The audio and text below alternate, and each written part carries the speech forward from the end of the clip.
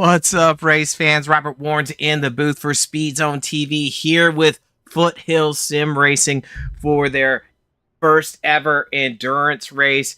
I'm excited to get this kicked off, but before we do that, let's take a look at our conditions. These drivers just finished up qualifying. We got 14 GT3s, 10 street stocks for this multi-class event, and it's going to be exciting. Here we are at Watkins Glen for this 2-hour event. We got perfect weather, 70 degrees, temperature, 40% humidity, partly cloudy, 10-mile-an-hour winds, and we're looking at, I don't know, just perfect weather conditions. Like I said, I'm your host, Robert Warrens, alongside Chris Schusler. He's just stepping in a little bit late, but all this action viewed today on Speed Zone TV. 2-hour endurance race. I'm expecting a bunch of action to occur. Only time will tell. GT3's got 10 cars in it in this multi-class event, and these guys are getting ready to rock and roll. So, be bringing you different perspectives here. This is a big track. So, just take a look at our configuration today.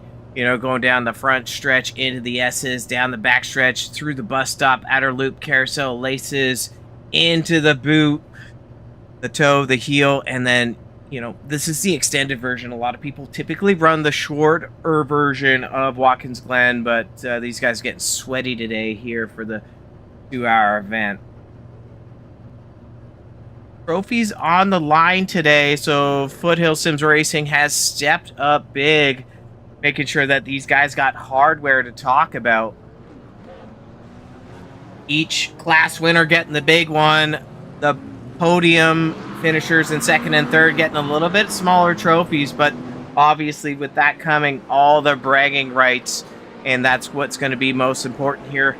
Majority of the GT3s you can see gridded up first are going to get ready to go, so it's going to be a little separation between the group. You can see on the left hand side that the GT3 class at the top, and as we bounce around, those timetables are going to switch. We'll be putting in different information there as it goes on. Probably about 2 minutes a lap on average here. So GT3s are going to be about 1:45-ish a lap, and street stocks are going to be about 2 minutes. And there's going to be a big difference as far as acceleration. So that's going to be one thing to watch out for. These GT3s have just a bunch more motor, a bunch more acceleration. We'll take a look at how our grid looks. That looks like.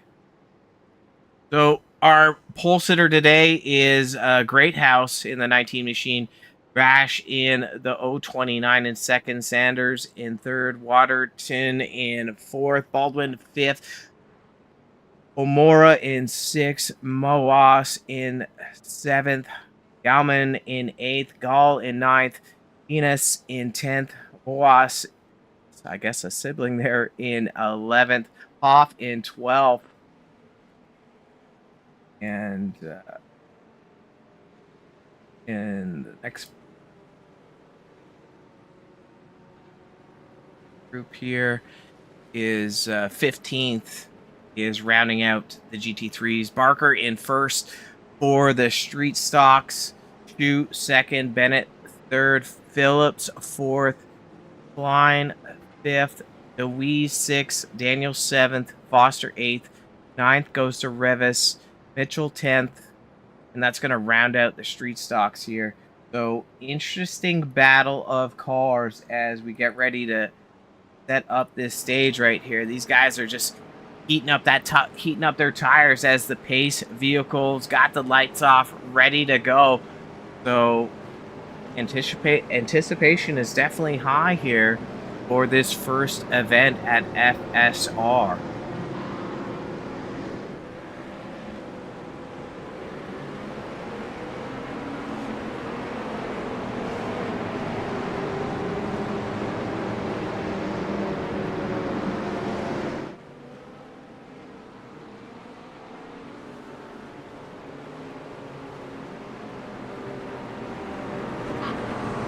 Bringing you around to the different cars as we're going to see the pace vehicle just tuck in right now.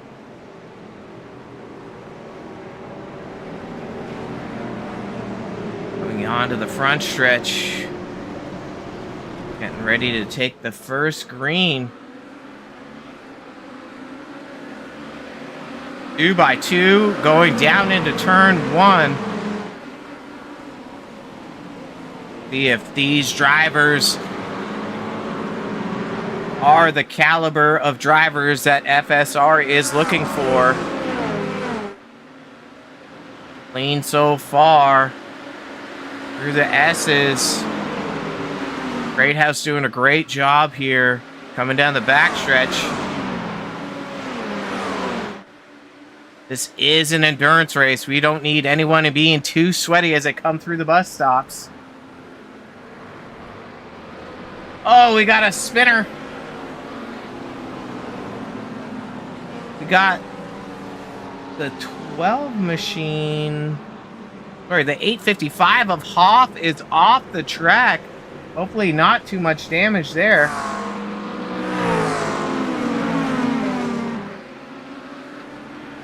Not sure if there was contact. We'll have to take a look later on. Greathouse out to a big lead of 1.5 seconds.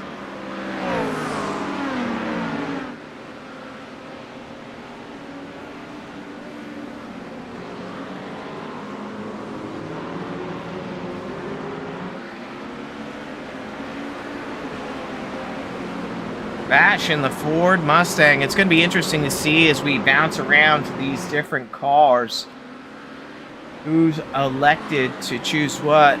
But currently in the GT3 clash, Bash is in second spot. Greathouse is in the McLaren in our current leader. Saunders in McLaren as well in third. Mora fourth, started sixth.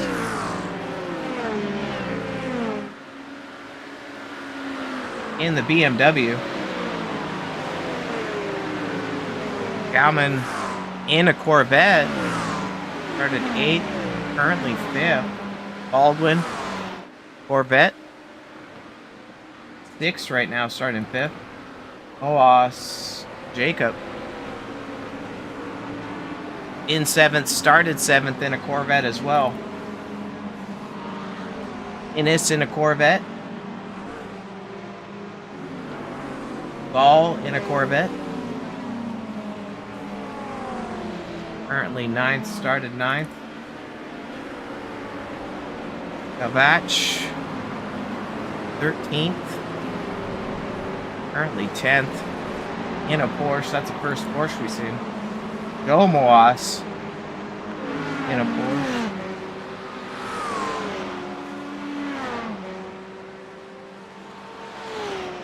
Zenith, currently 12th.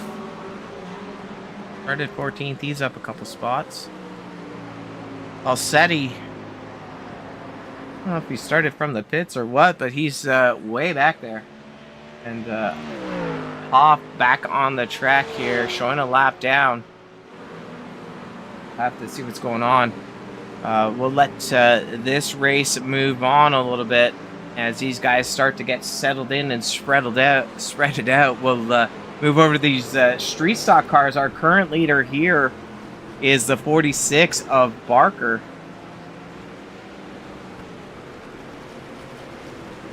He was our pole for the street stock.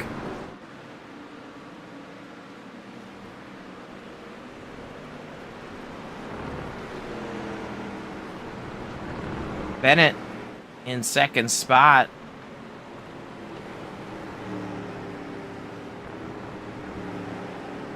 Klein in third.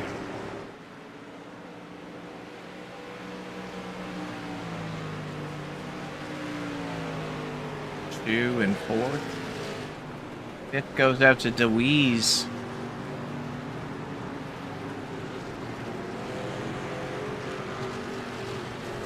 Six is Phillips making a move on DeWeese here, looking at least. Foster and Daniel.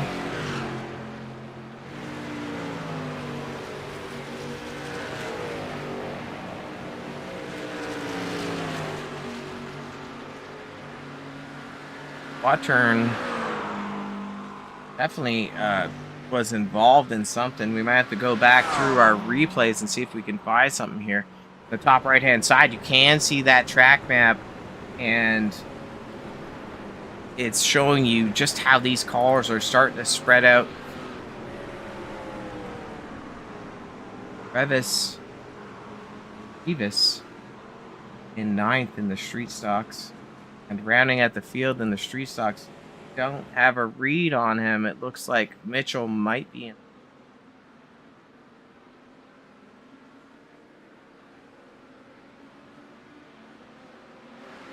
Back up with our leader of the GT3 class.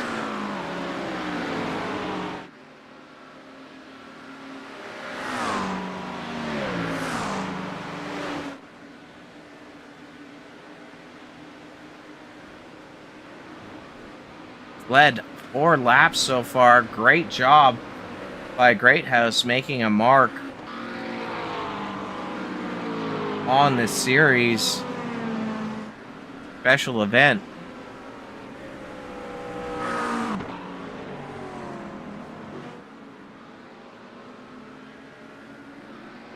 Hoping this driver has a good alternator. It's got those headlights on.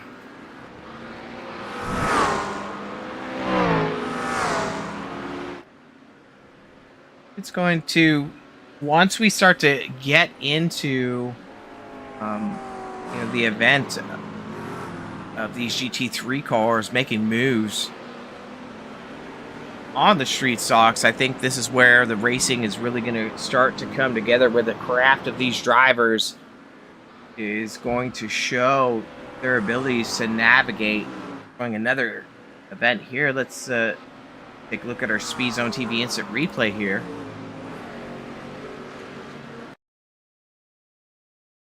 Look at the 855 of Hoff. An off-track event for him. He locks it up, hits the wall hard. Tough break for him. I think he's going to be able to get it rolling here. That's hard hot contact. He's going to be bounced into the pits. That's a second incident for him. Back up with our leader. Greathouse making the first move on the street stock there.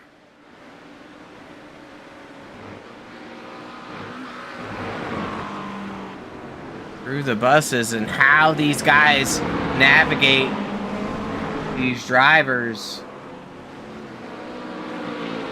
is very important, because that could amount to a loss of time. You can see that Greathouse has jumped out to a 5-second lead.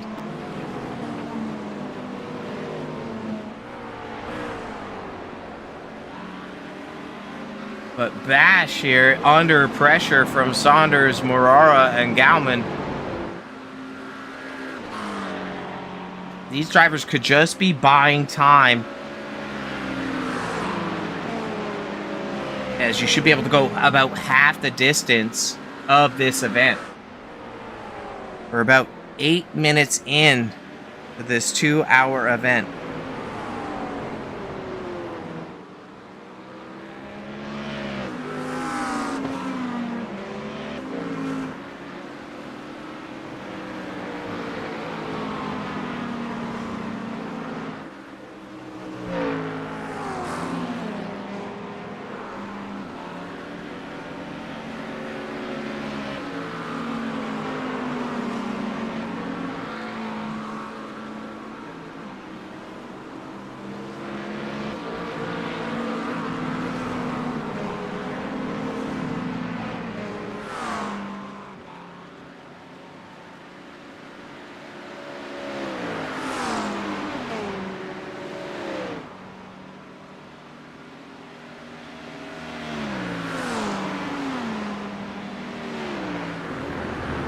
Saunders coming through the bus stop now.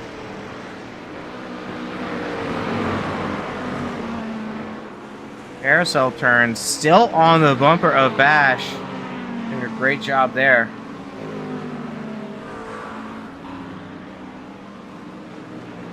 Another passing of a street stock. That's Foster in the 21 machine. Little blinky lights there.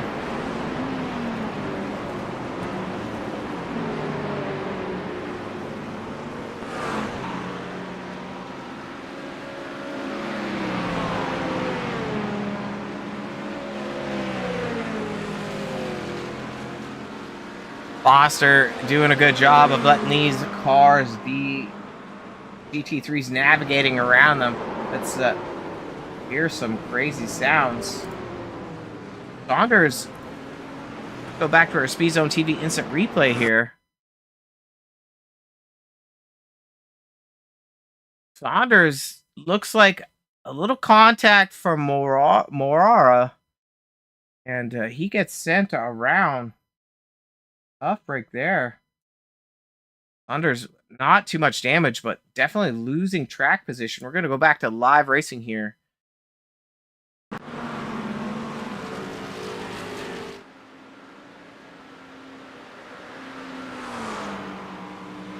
The S's here, and breaking news. I think just in a moment, our co-announcer Chris Schuessler is going to be joining us. Chris, long time no talk. How you doing, buddy? Hey, welcome race fans. Welcome, Robert. This is Chris Schuessler here. Sorry for my late join. Robert, I know you'll yell at me later, but we'll get to that later on. Good to be here, buddy, and I've been enjoying this race so far on YouTube. Yeah, interesting mix here, the GT3s and the street stocks here at Watkins Glen. It's been a good show so far, but enjoying it. Yeah, I mean, 11 minutes in this 2-hour stint here, we got Bennett with a meatball flag. Gonna go ahead and pull up our Speed Zone TV instant replay for Bennett and see what happens here. And you see the GT3s navigating. Just an off track, but I'm seeing a meatball, so I'm not quite sure why. Oh, he's down into the wall there, and you can see he's parked and he's gone into the pit. So I'm not sure if it was just before that there was heavy contact. Oh, he's missing the front end. Here it is. That will do it. Yeah, you can't park there. You know, they redesigned this track in the latest update, so the curbing is a little less forgiving, we'll say. So yeah, he just took those curbs a little too tough and got out of whack, we'll say. Definitely. Hopefully that driver's able to get through the pits and get back out there. You know, it's tough. He probably had his head in the mirrors, I'm guessing, with all those GT3 cars coming up and trying to probably, you know, navigate that section of track and try and stay out of the way of, you know, faster cars. Probably was a factor in that one, I'm guessing. 100%. I mean, they were going through the bus stop there, and it's definitely hard when, you know, these GT3s just have the power that they do. I'd be looking in my mirror. I was watching that as this race unfolded. You know, these GT3 class cars can really kind of like have their foot in a lot of the section of this track, and the street stocks, you know, for maybe lack of a better way of explaining, just have to sort of drive through a lot of the track a little more gingerly to try and just keep to keep on track. And you know, when you have all these GT3 class cars stacking up behind you, it makes it really, really tough. Yeah, I agree completely. And I mean, the time difference between the two here is, and we can put it up on the screen, is that, you know, we're seeing that the best times for the GT3s are in around 145 to 146 up to 147. So a 2-second gap. But the fastest street stock is in around 205. So, you know, that's a pretty substantial difference. I don't know how to do the math on that, but yeah, it's a lot. Yeah, it's too early in the day on a Sunday here to do any math. Yeah. So this is the Foothills Sim Racing League, correct? Yeah, this is their first event, Chris, and it's actually pretty exciting. They got the GT3 cars here. That's 10 cars. that drivers can choose from. We got Great House on the screen in the McLaren. Guys are in the Mustang. We've seen Porsches. We've seen, I don't think I've seen any Ferraris. Got a Lambo in the field, got Corvettes, got BMWs. We're going to try to give some information on that. And then there's also street stock. So there's 3 configurations of the street stock. That's, to me, very interesting as far as, just the dynamic of racing that we got going on here too. So has this league done other races before, or is this a brand new league and this is their first kickoff? This is the first kick at the dog show. The pony show is right here. Okay, well, this is a cool way to kick it off. I do like it. It's a great track. I do like the idea of having 2 completely different classes on track as well. And these street stocks really do have to, really are battling at a track like this. It's not easy to drive. No, exactly. These street stacks are going to lack mechanical grip that the GT3 has. In looking at corner speeds with these drivers, and we can pop in the cockpit of our leader of the class right here. That's Barker hopping on board here. So he's pretty much just been up front in the street stocks the entire race, but you can hear him go through the gears. You can see the speed there. So we're going to try to take note some of these speeds, Chris, and then make them relative to the GT3s. So just coming out of the boot here, you just hear the power of that GT3 roll by. Yeah, it does sound pretty awesome. The Mustang has got a great sound. Onto the front stretch here. You just see that the street stock, it just lacks the acceleration. It doesn't look like it's lacking corner speed, but it's definitely lacking acceleration. I mean, 70 mile an hour through there. Up through the S's here. This is a really super fun section of the track in a GT3 class. Yeah. Hey, you got to be up on the wheel, that's for sure. Down the backstretch, and Barker does a smart move here of yielding to the GT3s that he knows are coming up, and we're entering the buses. So, Robert, I don't know if you have it handy, but how many drivers do we have in the GT3 class, and how many drivers are in the street stocks? Do you have that handy? Yeah, we got 15 drivers in the GT3 and 10 drivers in the street stocks. Okay, so it's fairly balanced then. Yep. That should make for an exciting race. Barker's entering the boot here. This is the laces. This is the toe.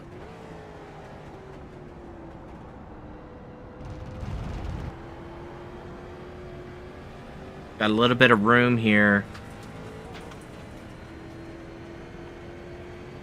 as he enters the heel.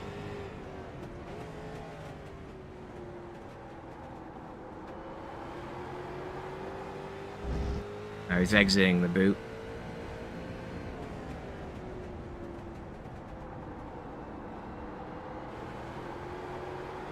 But you can you hear the car slide around, Chris? Like that thing is, yes. The back end of that thing does not have the downforce of what a GT3 does. And I had a chance to talk to some of the drivers in the pits beforehand. Some were noting down different strategies as far as taking tire early so that, they don't have to worry about the fall off. So we're going to have to be watching fall off as we go through. So we talked about the 145, the 147 track time or lap times for the GT3, and then we're looking at 205 to about 208 in the street stocks 4 times. So apologies if you covered this earlier, but how many sets of tires are these guys going to have for this 2-hour event? Well, as far as I know, it's infinite, but it's not very advantageous to roll in the pits here because you're probably going to lose a lap. It takes a long time to take fuel, especially in a street stock, right? Yeah. I don't know, I'm not an expert on GT3 pit times here, but I would imagine it's about 30 seconds a pit stop for a GT3. Especially, some of these guys have the team option where they are partnering up with some drivers. So we'll have to, see if we can figure that out. But Caveman Klein here under pressure from Shu and Phillips. That's a 00 and the 6 machine.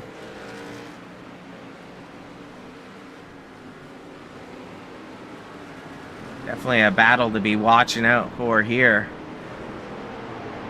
Klein's mirrors filled with action. That driver is definitely up on the wheel.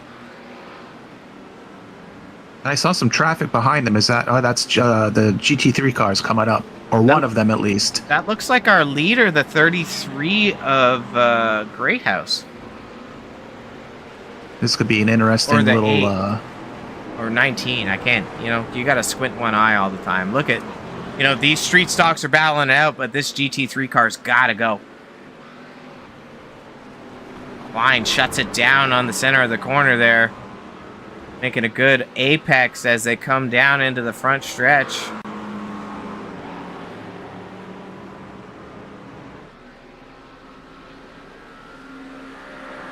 See if we have. Robert. Go ahead, Chris. I'm sorry, just to point out too that I'm sure you covered this, but you are broadcasting in 4K, correct? So these guys double check their gear so they can get the highest quality broadcast available to them. Obviously, Chris, that's all we offer at Speed Zone when you hear you or I's voice, right? That's true. It is nothing but quality. And then we will go through the chat here too for all the viewers. You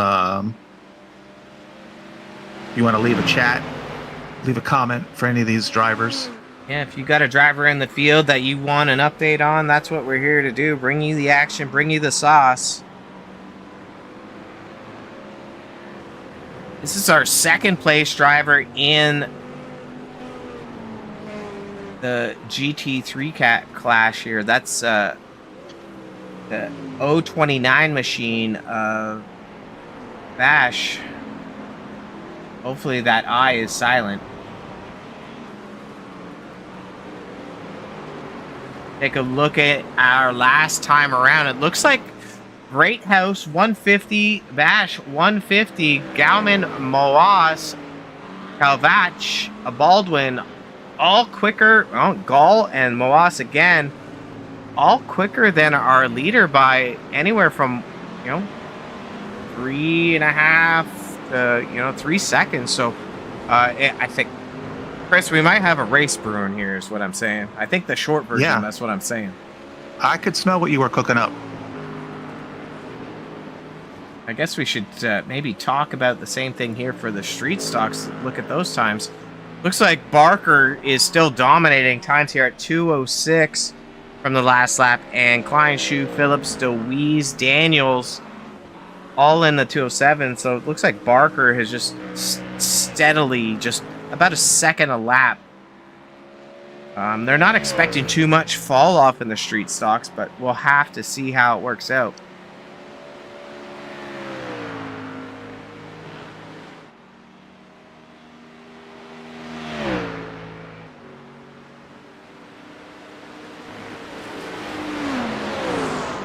Getting crazy there, Moss. Darts out. Look at that, 3 wide for a second. Yeah, hey, somebody's gonna have to tap out here, Drivers do a great job, and it's all GT3 cars. They just navigated the one street stock. There's two Moasses. That was really, really smooth. 2 Moasses in the field, Chris. Got Jacob and Joe, both running 7th and 8th.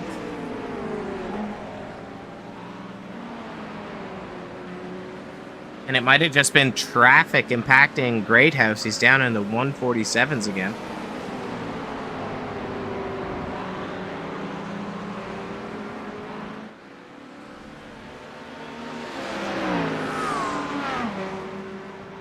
Can we flip to the other Masao car? Yep, that's Joe.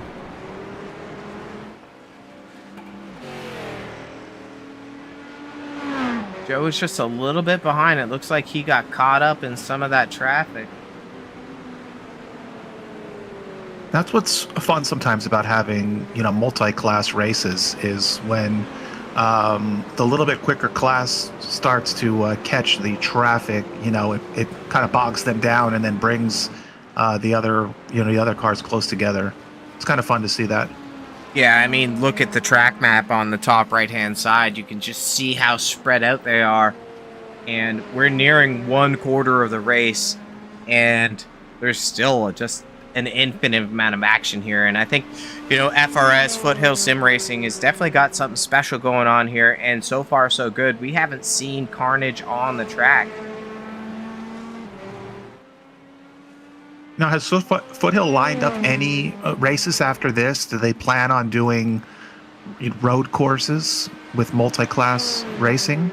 That's the plan. I was talking to Barker, one of the admins, alongside Philip and Shu, and they're thinking they got themselves a little niche here where they're going to be hosting a series of events. This one was just a pilot, see how it goes, see how they could get their foot in the community, and likely that they're going to be getting, more interest as it moves on. Well, I think it was a really creative idea. I like the idea of having, the multi-class, and it's not even just two different, like GT style classes. It's something that's completely different. And, having the street stocks on a road course is not an easy task. So I think they did something really creative, and I wish them the best of luck. Well, hopefully we'll be back, Chris. Maybe maybe not. You never know. It could be a full-time gig. It could be. I've got Morara showing as an off-track event not too long ago. We're going to use our fancy Speed Zone TV instant replay here. This is Leo Morara going through the bus stop, getting squirrely, and having a "you can't park there" event. Yeah. Gonna tow to the pits there. We'll go back to live action. He was running well before that. I think he was up in the top 8. So, we're seeing some shuffling of the drivers. We've got, a bounce to them now. We haven't talked about him yet. The 199 of Baldwin. He was sitting further back. And, interesting enough here. I don't know why the car's not showing up, but I believe that's a Mustang, isn't it? This yellow car here? Yes, sir. Yes, that's a Mustang. What do you know about Mustangs, Chris? I had a Mustang. That was my first car when I was 16. Yeah? It didn't look anything like that. Yeah, well, I mean, is that good or bad? I don't know. It was bad for me. We can't all be beautiful, right? Yeah. No, the Mustangs are really, really super fun. They sound really awesome, by the way, in this GT3 class. Rockin' Liquid Death. You ever had a Liquid Death before? I never have, actually, no. They have them here up in Canada, but I haven't had it either. I believe it's canned spring water or carbonated water. I don't know if it's even carbonated. I'm not sure, but I just have water. I stick with just the liquid. Yeah, I had. I'm having a coffee right now, and so I had a pre-workout because I was like all worried. Like, is Chris showing up? Like, I don't know. I'm all nervous, I know, and then I wasn't, and then you had to have a second cup. Medic. I'm here though. Baldwin putting down. It looks like these guys are getting faster. Well, their tires have obviously settled in now, and they're in a rhythm. And they also have a little bit of room. So I'm sure that combination has really just kind of built a little bit of confidence. And they're able to just kind of run with it now. I mean, Great House and Bash here have just set their fastest laps the last time by. Barker looks to be falling off a little bit because he was in the 205s. Phillips got around Klein, and it looks like Shu is trying to make a move on Klein now. So let's go ahead and take a look at these street stocks. That's a 33 at Klein and a 00 of Shoe. You know, I'm digging the paint on that 33. I always was a fan of that's a Monte Carlo, right? Yes. Yes, it is. And the 00 is a Camaro, I believe, but they don't call them that in iRacing. I forget what they call them. No, I believe you're right. I think it is a Camaro, and yes, I don't know what it's called. I haven't done a ton of street stocks racing and iRacing.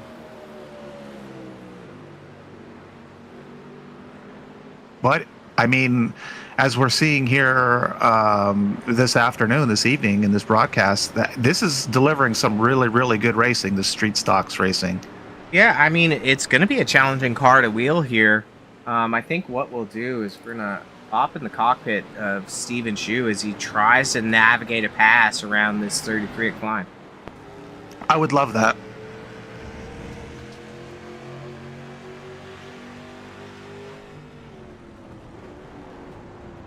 He's shoving it in there. He's looking. He's trying.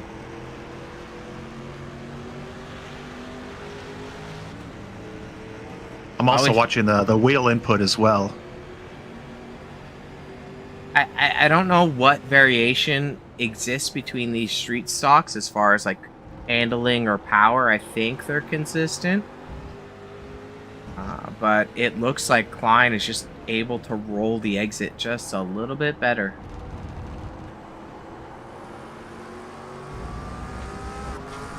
Here comes a GT3. Zip.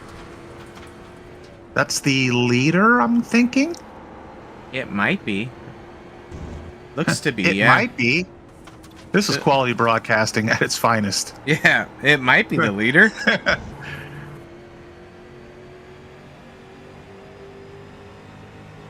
And I'm looking at the track map. Well, I should say all, but there is a stack of traffic behind the 777.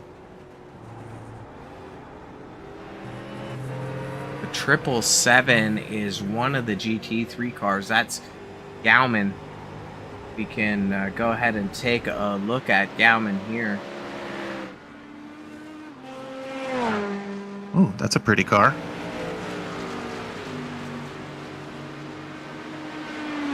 So Gauman...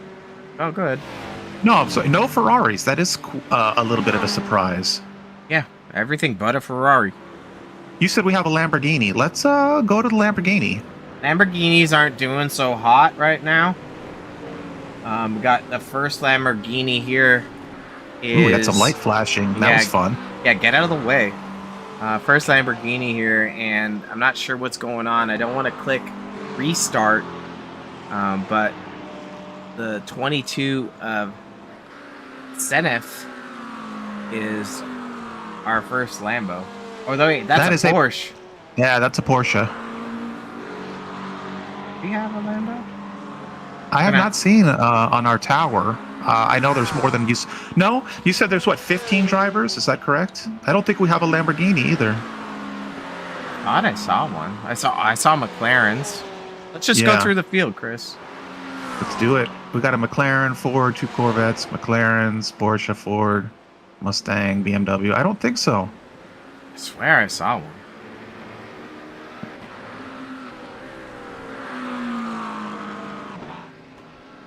Here's our leader, Great House, in a McLaren. The gap is closed up. Ash is coming.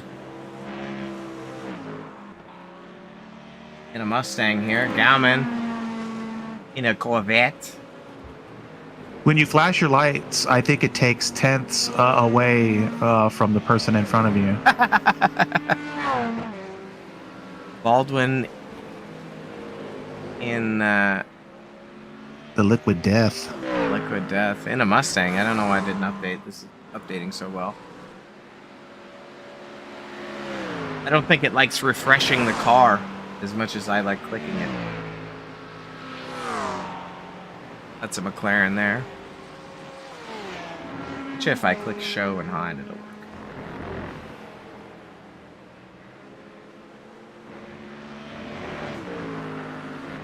Oh, it's just making me a liar, Chris. It's okay. This can't be watched over and over again, so you wouldn't have to worry about that. Right? Kavat here. And a Porsche.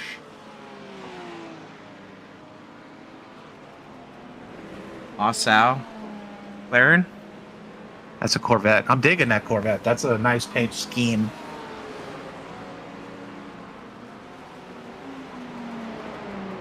And whoever is behind that Corvette, that Camaro is a little dinged up in the front.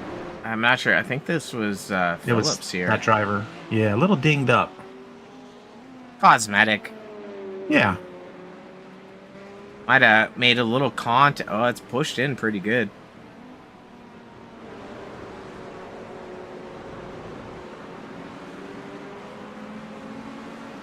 I believe the gap is coming down. It's getting a little closer in the front there. Bash is closing that up. Nice looking whip. Yeah.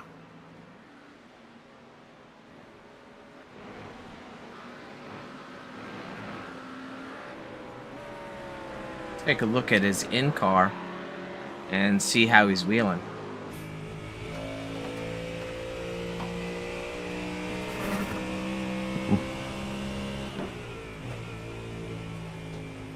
Uh-oh. We're gonna hop out of Bash's car here and bring you another update. Driver here in the 33. Uh-oh. Frank We were Klein. watching them earlier. Frank Klein out of the groove. And I'm not sure what's going on here, but 3 wide at Watkins Glen and Streeters isn't where you want to be. And it looks like a tough one. I think at least no damage at least. Yeah. But looking at this, he slides up and that's gonna knock the car around. I'm thinking the 33 just was trying to maintain as much speed as possible and just brought it up track. Yeah, no room. Back to live action here.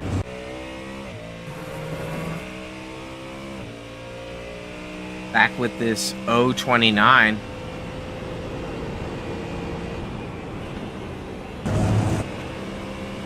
You see a little hesitation there as he's coming up through the S's, like, oh, where is this guy gonna go? I know, I was looking at that, wondering if he was going to go to the left or to the right.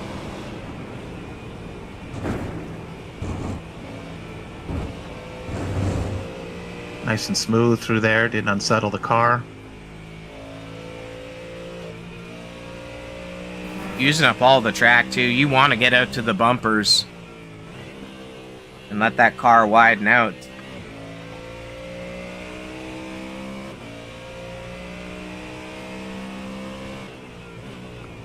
So, Robert, we are on what lap at the moment? How many laps have these guys That's a great question. As we are approximately 45 minutes into this race. I'm curious as to how many laps they've completed. We can go ahead and take a look at our leader, who's 22. led 22. So they have about 30-ish, 35 laps of fuel, depending on how hard they're pushing. These guys are running, I believe, a medium downforce package. It's all fixed. Everyone's got the same setup. The only variation is the car. So they should be able to make it halfway. Yep. And then, so one stop, barring everything goes well. Ooh, got some carnage in the background there. See if we got Was a street stock getting loose camera there. on there. Let's see if we've got a Speed Zone TV instant replay. I clicked the right spot. Nope, that was not the right spot. Go here. Just load up. This is Alex Foster, not in a McLaren. This is an easy spot to just to overcook. Oh yeah, coming down into turn one. If you don't get that car slowed up properly, He's braking into the turn as well. That's Tokyo Drift, right? Yep. And Let's see. Don't hit the wall. Don't hit the wall. Oh. Ugh, hit the wall. Can't park there. Back to live action, Chris. He's still rolling though, so I mean, not the end of the world, but likely going to have to use a fast repair. Let's go ahead and check on the leader of the other class. Still marching away. 9-second gap is the 46 machine of Barker.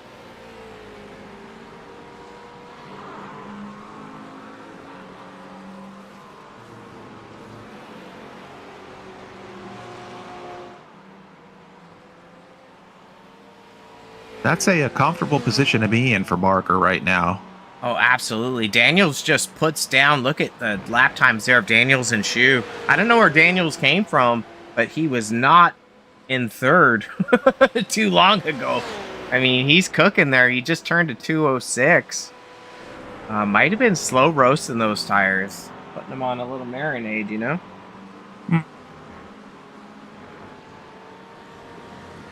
Go ahead and take a look at John Daniels here. Yeah, he was a driver that was looking 3 wide with Klein and Shu. So definitely you can see the little nose damage on the O2 of Daniels as he's going through the carousel, entering the boot. We didn't see a lot of Daniels so far on camera here, but Daniels is, like you said, put in some time here. Absolutely, and you know, it's not about being fast the first 5 laps or the first 10. It's about being fast the whole race and being consistent. So, I mean, we're gonna have to definitely watch out for him as it keeps going.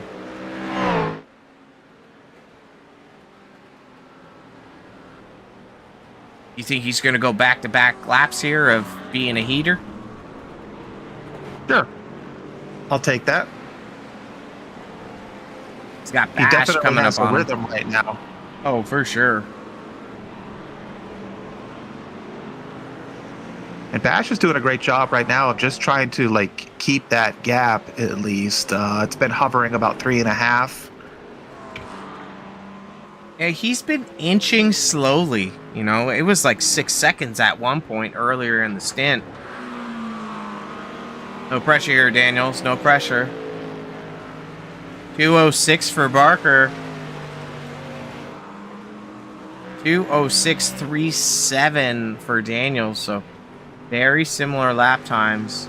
3/10 difference on a 2-minute lap is not massive, but once you add it up over 2 hours, these guys are expected to do about approximately, what is it, about 30 laps? Or sorry, 60 laps? Probably about 55 in total. I don't know math, so I'm going to take your word for it. Okay, buddy. I got you. I got you, Bobo.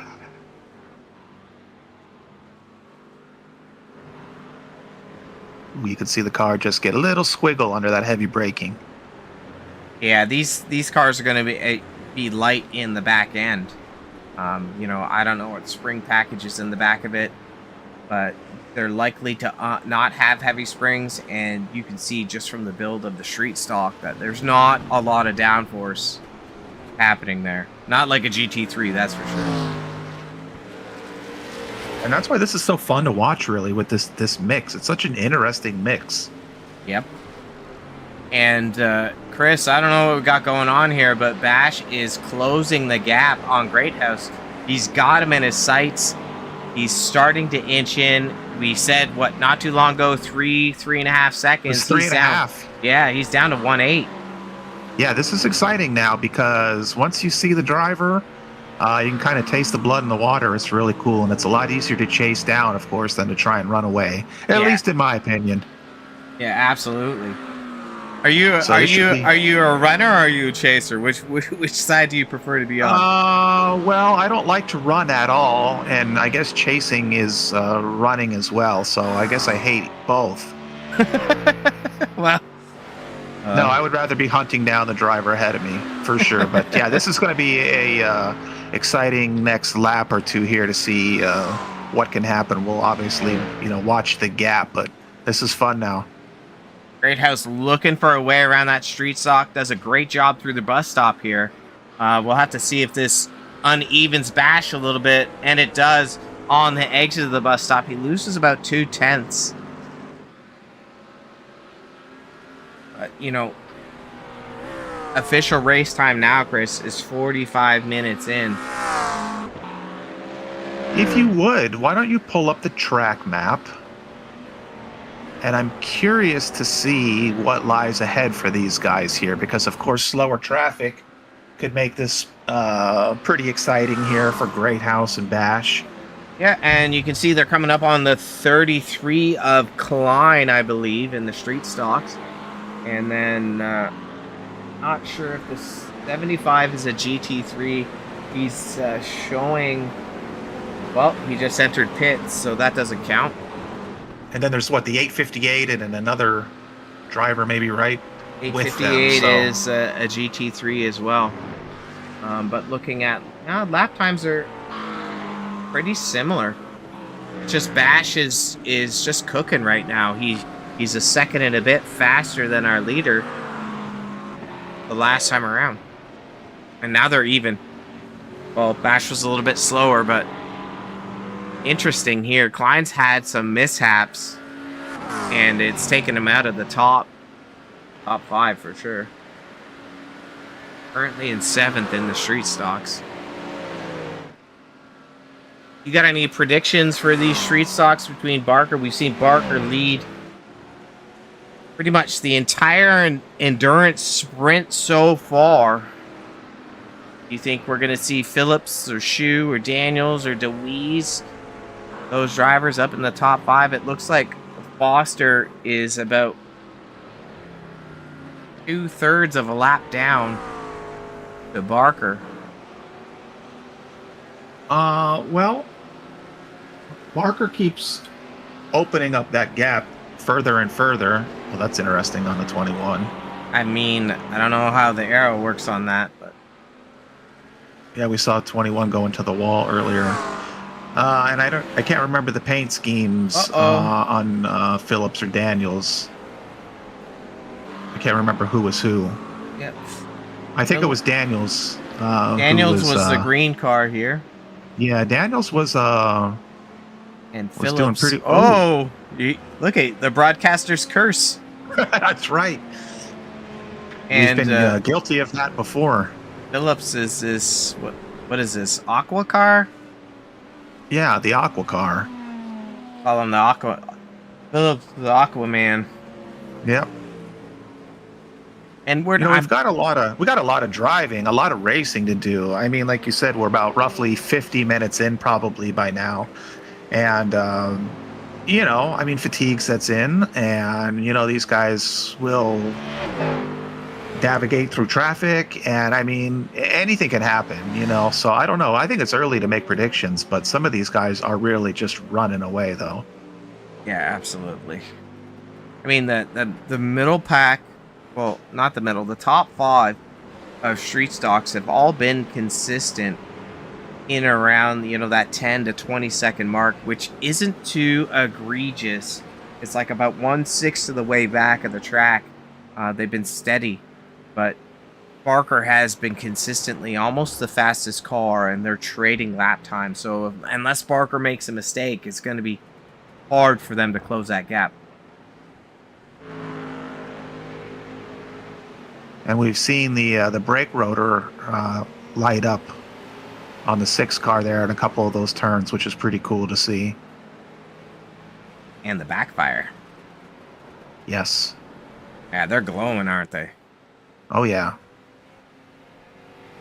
Phillips doing a great job of keeping that car under control, because you can see it, the street stock wants to naturally slide or go into a yaw where it's almost like you're drifting, right? And you don't want to get out of control, even though the drift is out of control. Like, you got to keep it on the edge. I live on the edge. I don't know if you knew that. Well, now everybody does, Chris. It's not a friggin' secret anymore. Oh, shoot. Check in on the 00, Steven Shu. Looks to be under a little bit of pressure from Deweese here in the 8 machine. Been, pretty silent on him as well. But consistency is key in these endurance races. And that's why they're not for me. Your timing is impeccable because I'm in the chat now, and we have from Weezer8 is that the number 8, Brax Deweese, is a Ford Thunderbird. We haven't seen a Ford Thunderbird in a minute here, so. Oh, we've seen the Monte Carlo, the Camaro, and I guess now it's the Ford Thunderbird. And then Weezer8 is saying, good street stock battle. I will agree with you. We are seeing some really great battles, so. It's a good time. Very nice. Yeah, I don't think we're gonna see any sun transitions or hard weather transitions here. So the track is just gonna rubber in and likely just have a solid groove. Oh, great look by Deweese here. Yes, Deweese is putting the pressure on. I like it. And GT3 coming in hot.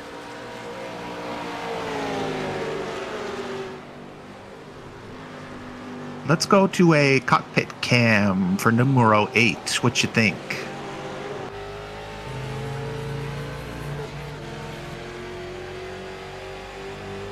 Fun stuff. Ooh. And it's harder for the street stocks to change or disrupt their lane because they just don't have the grip.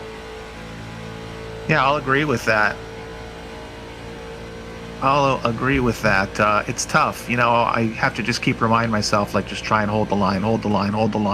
Because I'm one of those guys that I'm not a good racer at all. And I'm always trying to accommodate the quicker traffic. And I always try and, adjust my line, move out of the way, and then I screw up the guy behind me. So, yeah, these guys do a good job. I mean, there's a considerable pace difference between these classes, and these guys are they're doing a good job of they're driving this track. It's not easy. They're trying to race for position and yet be out of the way of the quicker cars. That's not easy.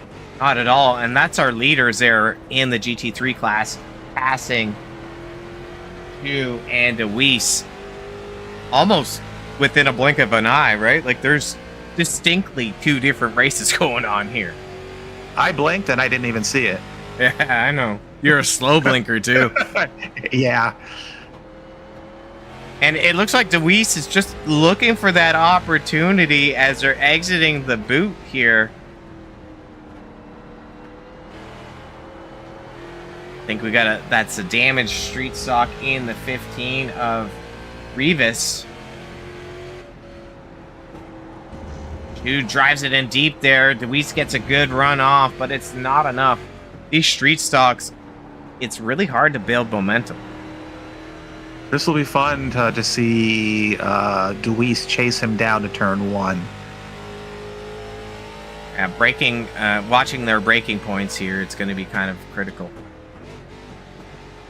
Very conservative by Deweese. I do like how he's settling that car down and not using it up on entry. And that's tough for who was in front of him again? Shu. I know, great broadcasting. Shu. That's tough for Shu too to worry about being out braked. If that's a way to say that. Yeah, of course. I mean, we're coming in the buses here, and then after we take a look at the entry of the buses, we'll switch cameras and check on our leaders of the GT3. Charges it hard, but Shu's doing a great job of just being consistent. Yeah, I agree with you. And I don't know, I don't know. How about I say I do know? I do know that. Oh crap! Let's get on the GT3s here. I do know that when we're talking about these drivers here. When they go to pit, which is really soon, probably in the next 5 to 10, 15 minutes tops, absolutely tops, is these drivers are going to have to be cognizant of the fact that, hey, I bolted on new rubber. It's not hot. And Greathouse ducking into the pits. Let's go ahead and watch his pit entry here. I'd like to watch his entire pit because I'm wondering if you need to take tires. I genuinely don't know. I mean, we haven't seen lap times fall off, but are you teetering too much, you know? Like, worn tires are good and bad. Like, they could be good here. Like, it depends on who's done practice, right? Yeah, and they're so close, so that's why I'm wondering if you really need them or not, because you take tires, your competitor doesn't. That's, you know, you're losing your position. And I'm wondering if they're just going to take fuel. It looks like just fuel stop. Yeah, we'd see him jacked up already. I caught myself sounding like a complete dork. Ooh, wow. On the previous. Yeah, this is exciting. Okay, so no tires. No tires. I wonder now if we'll go over to Bash. I'm going to call him Bash. You can call him Bash. We're going to see if he's going to be coming in this time. Greathouse is exiting the pits now. And you can see he's a minute back from Bash here. Is he going to come in, or what do you think? And now that he knows the secret sauce that Greathouse didn't take tires, is he going to take tires? He doesn't know that. He doesn't know that. I'm listening. Maybe he should be listening. Yeah, that's true. He could be listening. Showing an off-track event for Luis here. Let's see. I think he's going to stay out. And I'm wrong. Yeah, I mean, that's like your relationship too. Yeah. Yeah. I'm wrong a lot.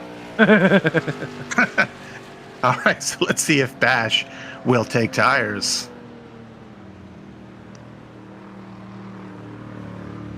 I'm gonna gamble no. I'm gonna say Bash takes fuel. Yeah, but I have a history of being wrong. I can't confirm. Oh, he's up. Oh no, tires. I don't know. You know what, Chris? We didn't take this camera angle last time, and I see what you're saying. I'm not sure if we saw Greathouse on the lift. Yeah, on the lift. But we didn't see it drop, though. I think it was a different angle, but we stayed with Greathouse, and I didn't see the car drop. So I didn't see it. Wrong. We could, but I mean, I don't feel like we're wrong. So we should see a bigger gap now between. You see the gaggle, or the flock of cars, all GT3 coming in the pits. I don't recall seeing a street stock come in yet. Flocks fly in a gaggle, so that's, you just killed two birds with one stone. Yeah. I know. I know. So a lot of bird references there. But I'm looking at this right now. That's Bash in front of... what were we looking at earlier? Greathouse, right? Yeah. Yeah, but so you know what? They both... What? You got to think. We didn't see Greathouse take tires. We go back and take a look. Greathouse tires are still hot. And as they got hotter, they got faster. And you see Bash here yield to Greathouse because he knows he doesn't have the grip just yet. Yeah, I don't know if he yielded or he just didn't have the grip. The grip. Let me enunciate that clearly. Medic. I mean, smart move by the 029, and you see he's just right in the wake. So I don't know if Greathouse. Should we go back and see if we can see if Greathouse took tires? Let's stick with this for the rest of this lap and see, because it looks like here as these tires are coming in here for Bash, I would think Bash can make quick work of Greathouse. Some lights. Yeah, I'm gonna pull this stat up here, but we're not configured for road racing just yet, so I don't think it's gonna show right. Yeah, it's not gonna show right. because we don't see Great House or Bash in the top here. Hey, if we get the job, we'll be configured for next time. He's gonna run out of headlights. He keeps popping them off. Bash, Great House battle. This is the lead. Battle for the lead as they come up through the S's down the backstretch. Ooh. Great House looking to protect the bottom side, entering the buses.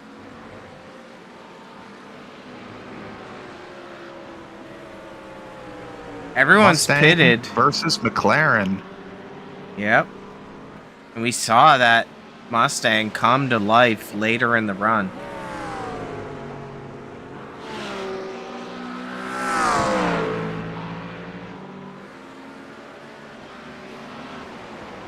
Barker just setting up a clinic in the street stocks. He's up to a 16-second gap. I don't recall them pitting just yet.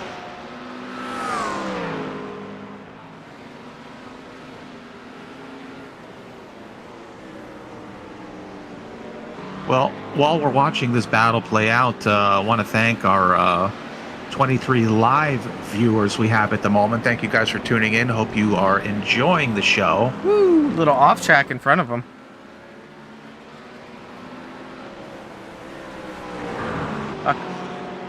Fudge, Chris, I need to join the show. Yeah, no, this has been a great battle here at the front.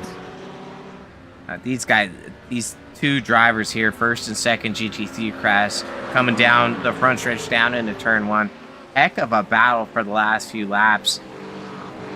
And it's fun watching them just race around the street stock class as well.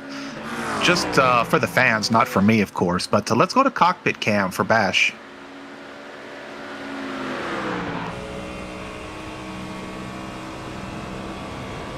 This would be a potential pass zone right here. Yeah, and Great House is protecting.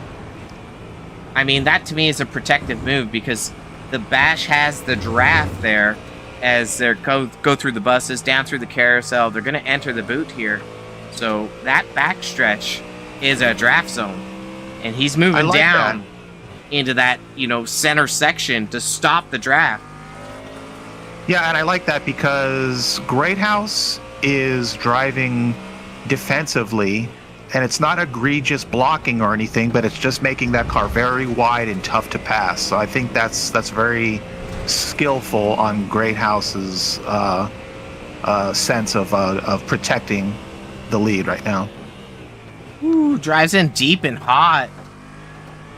I think what would weigh on my mind, Chris, is if I'm the 029, is just the mental fatigue of looking at Great House's bumper and how do I navigate a pass? How do I get around? I got fresher rubber.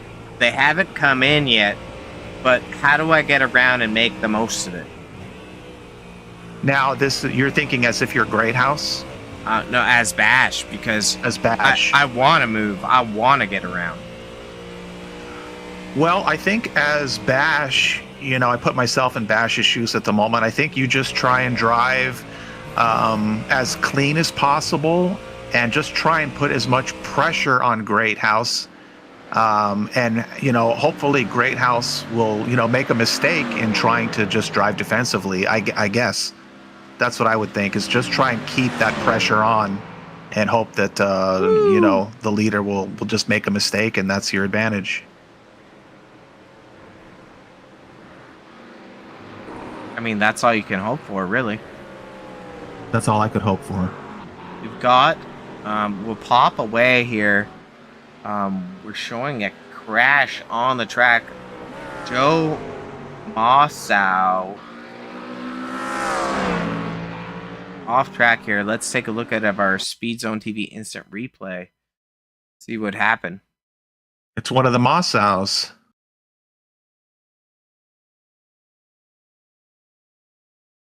Oh, looked like it was. Looked like the back was going to come out. It was my mistake. Oh, here it is.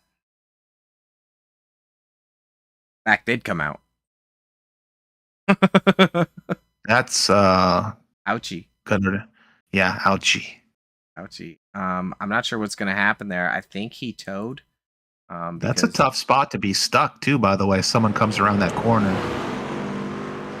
back up with our leaders here. Still duking it out. Deweese in the pits for the street stocks. Let's go ahead and see what Deweese is up to.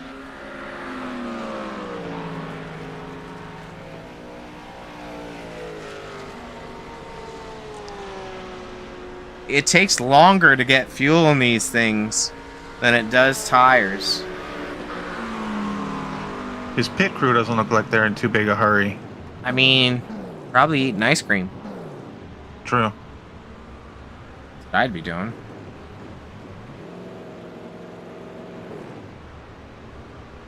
You can hear him revving the engine there, getting a little frustrated. Hey guys, hurry up! We got some racing to do.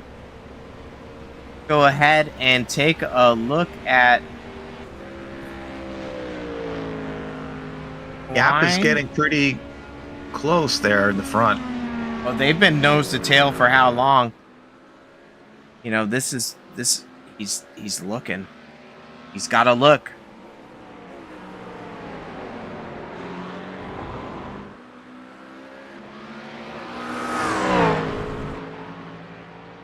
Well, I hope whatever happens, it stays clean. Nobody needs a broken heart. Yeah, No. they're hard to get over.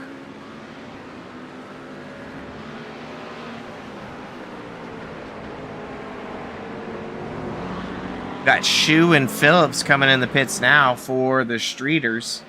Go ahead and take a look at them. Shu taking tires here. Phillips got the other side up, so looks like these guys are both on tires. It looks like the number 6 there used a fast repair. I believe it was the number 6, right, that had a little bit of damage in the front. Yep.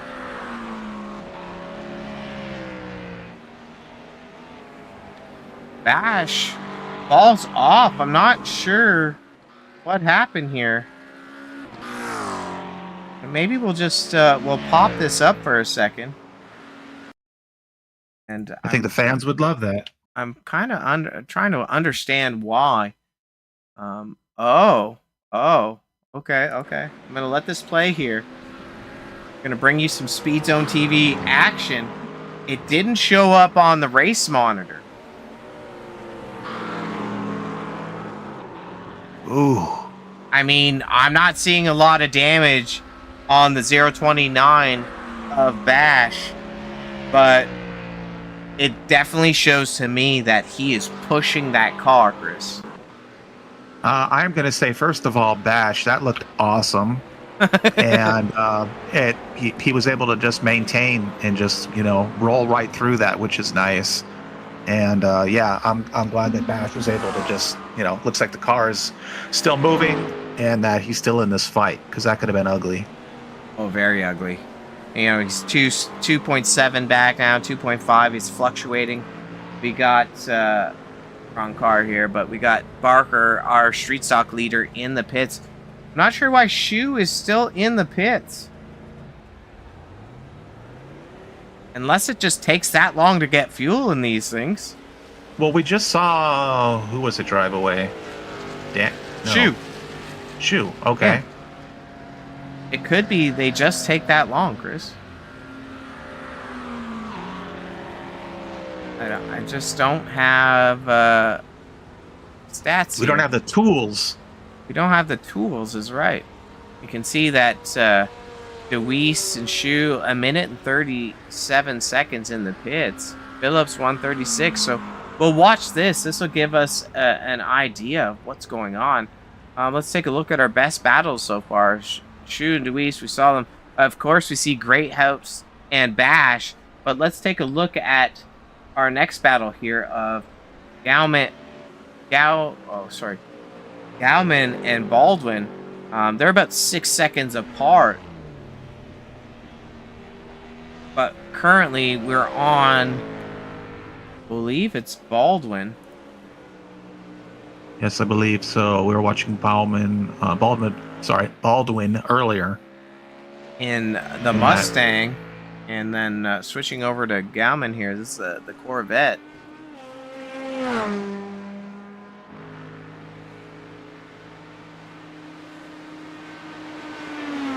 And anything can happen here, Chris. Anything. It's still early, but I still feel like anything can happen. We've got 50 minutes of timed racing left. Yes, like you said, that's a lot of racing. That's a lot of driver fatigue. A lot of battles, a lot of faster traffic and slower traffic. So yeah, I think there's a lot of excitement still ahead. I'm looking at that gap between Great House and Batch. Back down now. Yeah, I'm not sure. We were looking away, looking at other things, but he closed up 2.7 seconds. They're running similar lap times. You can see for Great House, now it's updated 1.7 seconds difference between the two. And that could have, again, just be, hitting slower traffic, and then Bash was able to just close back in. I don't know. We saw Bash close the gap earlier from, what was it, 3.5 seconds, I believe? It was even at the start, it was like 6 seconds that Great House had opened it up. And you have to wonder if Great House, his crew chief is thinking, maybe we should have bolted on tires. Maybe we should have.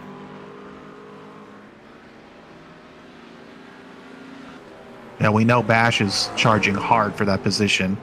As we saw at that turn, well, it was the last turn when he hit the wall. And fortunate for him, I don't see any damage on that car. Yeah, I agree. I didn't see anything as well. And one thing I have noticed is that between the two drivers, that Mustang is charging the entry of the corners a lot harder than that McLaren.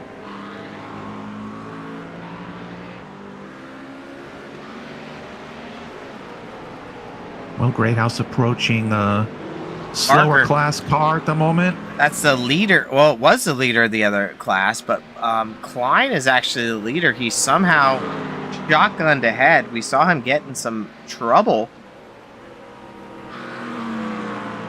But, Klein last lap around 2:07. Parker 2:16, so it might be his out lap. Great House protecting again, going down into turn 1. Great defensive driving.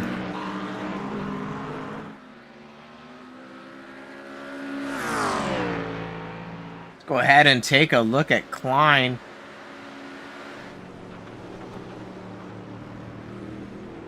And our current leader in the street stocks.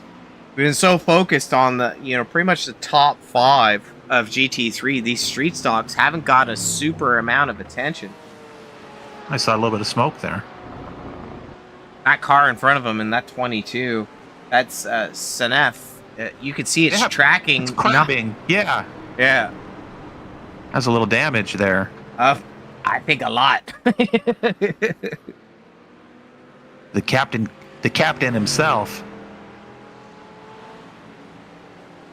I wonder, I wish we had more intel than what we do. I wonder. Let's go ahead. We don't want to miss. Let's pull this up. Pit stop lap. Klein came in on lap 17. So that to me is kind of indicating he doesn't have enough fuel to go the whole way. So he might have to short stop here. But I know Barker pitting halfway. Daniels, Phillips, Shu, DeWeese, even Foster, they all should have enough fuel. So, Klein might surprise us here. We're probably too far ahead, but I wanted to see where that Porsche took damage. Here, let's... Captain Caveman. Captain Caveman. If it's easy to find.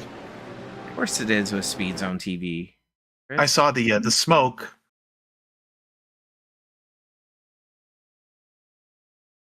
So it's tracking straight here, but he's loose.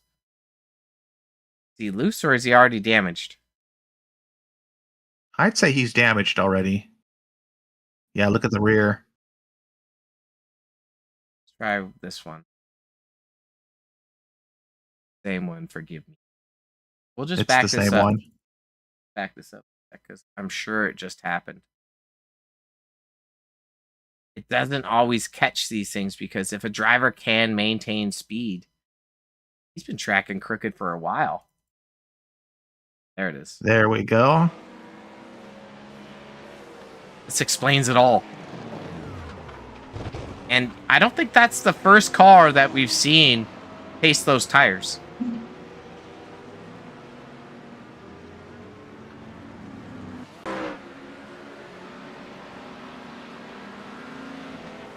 And it's been the story, Chris, the story of these two drivers in this GT3 class here that have made a lot of this first race at FSR and is likely going to create some type of rivalry down the road where, hey, they're going to be like, I got the hardware this time. I'm coming back for the next fight.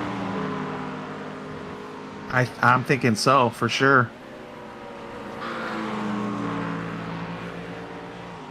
Going to the chat here real quick. We have folks. Is this a game? Question mark. Looks real. Nah. Yes, that's a testament to your 4K deliverance. Thank you for joining in. I'm seeing the what is it? Well, in 10th place. I don't have car numbers. Balancio, Black Flag. Am I correct on that? Yeah, I'm showing a black flag here would be too many incidents. So that driver's going to have a drive-through. So I'm showing an off-track event for Evan here. So we're likely going to see Evan pull into the pits, serve that time penalty, and then reintegrate himself in the race. So out of the 15 GT3 cars now, we're pretty spread out. We'll go back up to the lead group here, but the top 6 are within a minute of each other, so about a half track. Outside of that, you know, you're seeing on your screen there, you're seeing 3 laps, 2 laps, 3 laps, 6 laps. So these guys need something catastrophic to happen to be back up in the fight. Well, we have, what, 45 minutes worth of racing still? 40 minutes? Yeah, 42 and a half, maybe 3/4. A lot of racing ahead still. Yeah, and I don't know if Great House has broken a sweat yet, but if I was him, he's going to run that defensive line again down the front stretch here. I would only assume. And he doesn't. Maybe Bash here is, settling down. And he's going to wait. I mean, he's got so much time. He's just got to pace. I agree. With 40 minutes, I think just keep wearing him down, wear him down, wear him down. And I think that would be his best hope of trying to get him to make a mistake and then take the position. Yep. I mean, Great House hasn't made a mistake.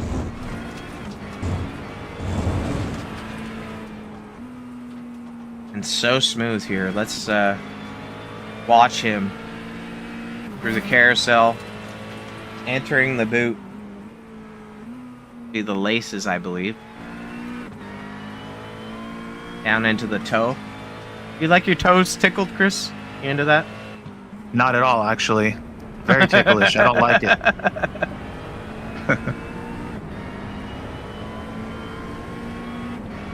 Into the heel.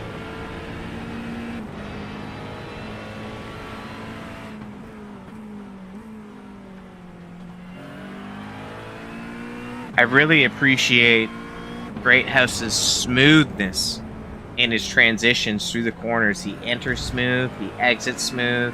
You don't see him fighting the wheel whatsoever. Yes, I totally agree. Very, very smooth.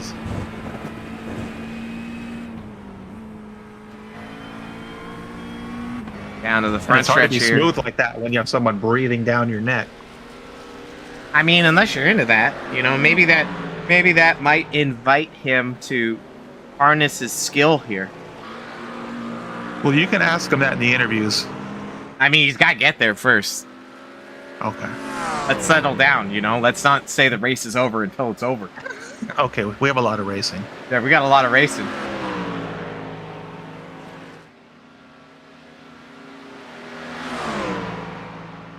A lot of racing. Once again, Great House running the defensive line down the backstretch, breaking the draft through the bus stops, carousel, and now into the boot. The boot. Is that the boot you said? The boot.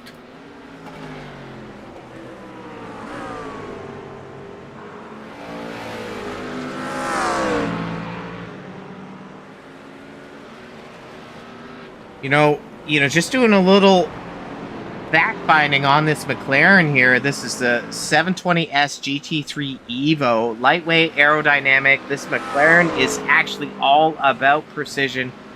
It's quick through high-speed corners and rewards clean driving. Though mistakes can be costly, I don't think we've seen Great House blip at all since he started.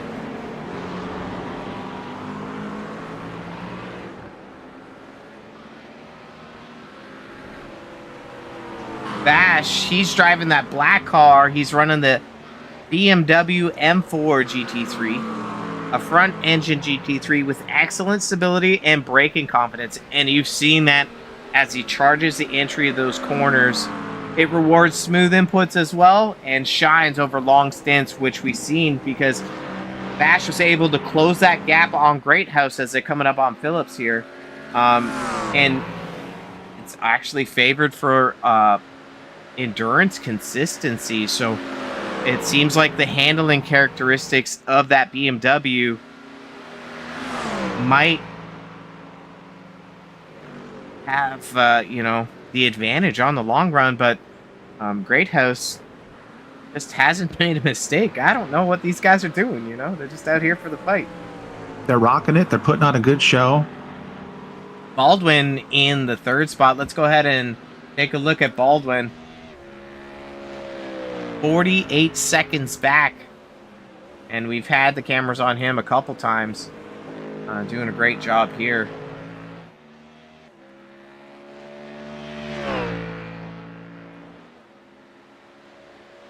Good old Liquid Death.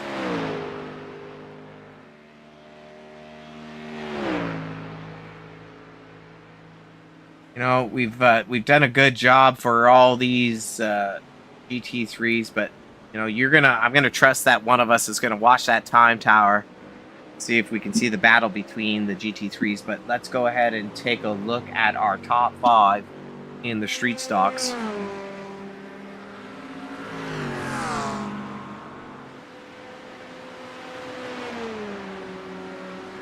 Gonna be Captain Caveman Frankie Klein. He's our current leader, but we know that he's got a pit cycle that has to come. The car's in good shape still. Well, you remember he had that off-track event, which might have forced him to pit, Chris.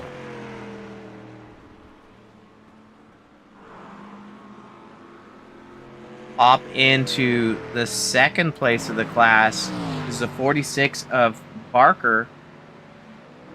Before the pit exchange, he had led every lap, much like Great House, showing that precision in his Camaro.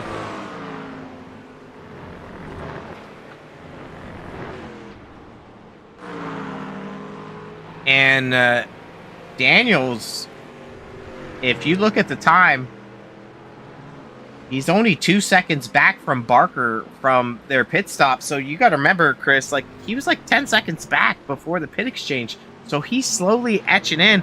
And last time around, 5/10 quicker than Barker. So he might be the car to be watching out for.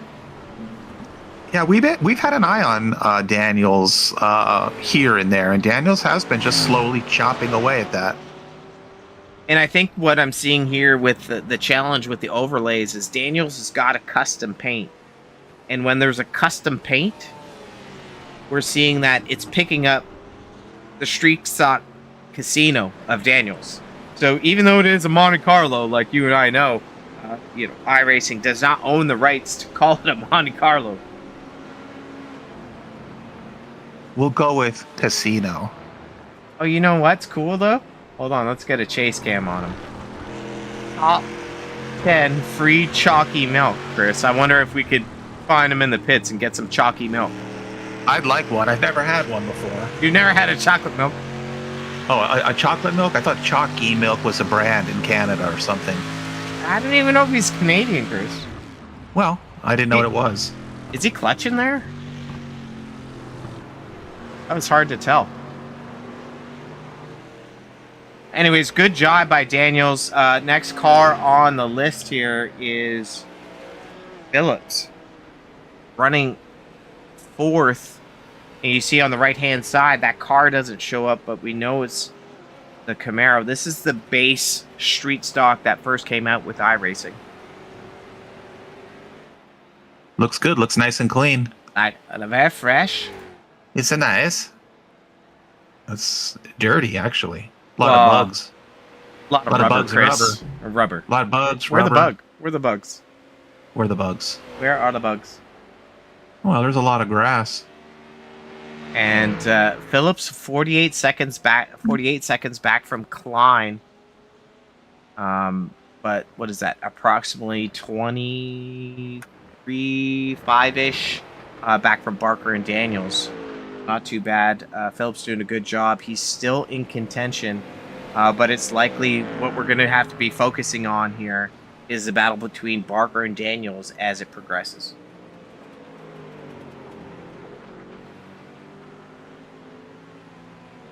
Up here with now the 00 Steven Shue. Sun glare might be affecting these drivers. As you see, the camera is picking up the glare on the car. So I'm not sure if that's a factor for consistency of laps.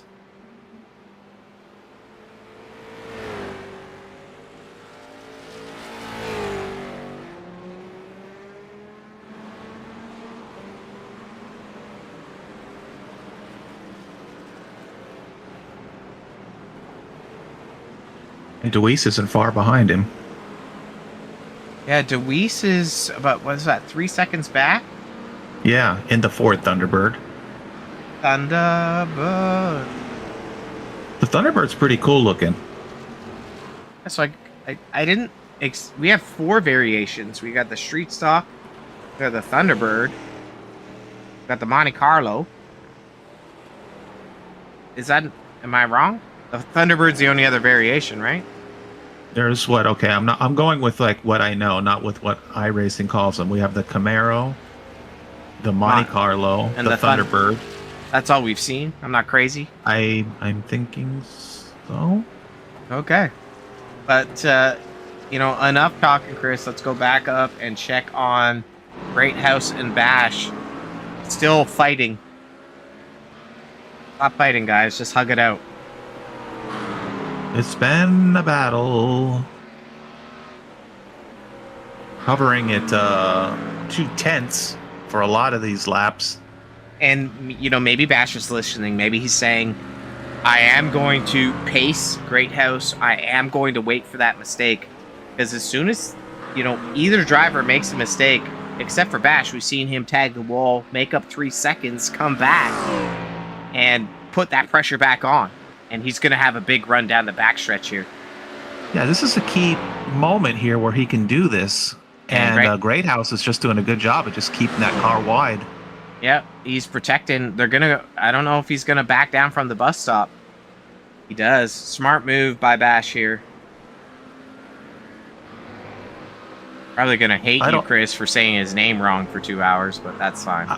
I don't make a lot of smart moves. He's looking. He's inside. At that, crossover. That was nice. When you narrow up your entry like that, you cannot carry the momentum. But I think what I like is that Bash is showing the nose on Great House, making Great House think, do I break and allow him the real estate?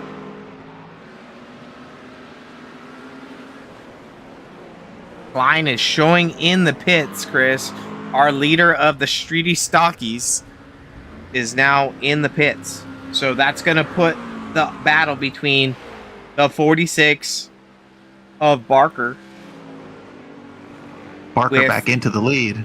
He's back in the lead, and you can see just in the earshot of the camera there, the O2 of Daniels entering the bus stop. So 4 seconds back, it looks like Barker has turned on the jets. He's opened up about a 2-second gap since we last were looking. We could see a nice battle here up front in the street stocks as well here, with Daniels holding steady with Barker. Yeah, I mean, we got 30 minutes left in this timed event. And, you know, I wish somebody said, hey, why don't we put on a clock? But, you know, here at Mediocre Broadcasting, known as Speed Zone TV, we don't have a clock today. No, we don't. We have our angelic voices, though. I mean, that's got to say something. Yeah, I'm wearing an analog wristwatch with a dead battery. That's how you stay timeless, isn't it? Yeah, exactly. Correct. It looks like Bash is backed off the bumper 7/10 over Greathouse. I'm not sure if there was a little blip, but coming up on DeWeese there in the 8 machine. That's gonna close that gap right back up. That was tight. I don't know. Look how close they are. Oh, no. It's a pretty time to pounce. Is there enough, though? It looks like that McLaren, he's on the Bash Look on at the this. outside. This is the oh, look at that. He's gonna get lucky. Oh, Oh my goodness. oh. I thought Bash was gonna be able to squeeze through there. I think what we're seeing is what we expected here from Foothills Sim Racing. Top damn notch racing. If this was an actual televised event, we couldn't say the word damn, but this is internet. We could say damn well whatever we want. There's different rules. It is YouTube, but there's different rules. There's different rules. Yeah, these guys are doing great. This I thought I saw Bash's window there to take the lead, and Great House, we're not rooting for one or another. We're just rooting for great racing, and you guys are doing just that. Man, that definitely a heart-pounding moment for both drivers. That could have been the race for both of them. That could have opened up the door for Baldwin or Gauman, just with some carnage. And, they would have stacked up and both got it with the mix of the street stock right there.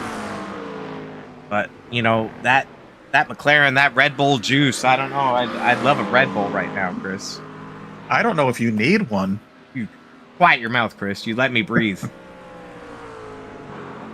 In the chat here, we have how long is left? Well, Michael Meadows, I believe we probably have about maybe 25 to 30 minutes, roughly, I'm thinking. 27 minutes and 20 seconds. 25 minutes is a long time still, especially with these gaps that are between these cars. Yeah, I wish I could, if I was smart, I could put up a timer, but I just don't see the timer option. Maybe if we get the job, we bring a bigger toolbox. Yeah. Or the tickle trunk, Bigger tickle Or trunk. that. Yeah. So I'm looking at the street stock. So the gap is closing in here. Daniels is closing in on Barker. We're just about at the 3-second mark. Yeah, they were 2. They were up to 4. Now we're in the middle at 3. And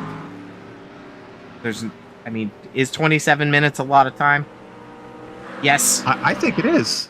Well, by the margin of laps, 27 minutes is 13 laps, approximately, for those street stock drivers.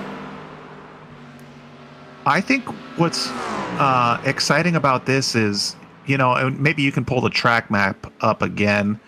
Oh, I'm looking at this battle here real quick. Well, that's just the defensive line down the backstretch. They're coming up on the O2 of Daniels, which means they're going to be coming up on the 46 of Barker.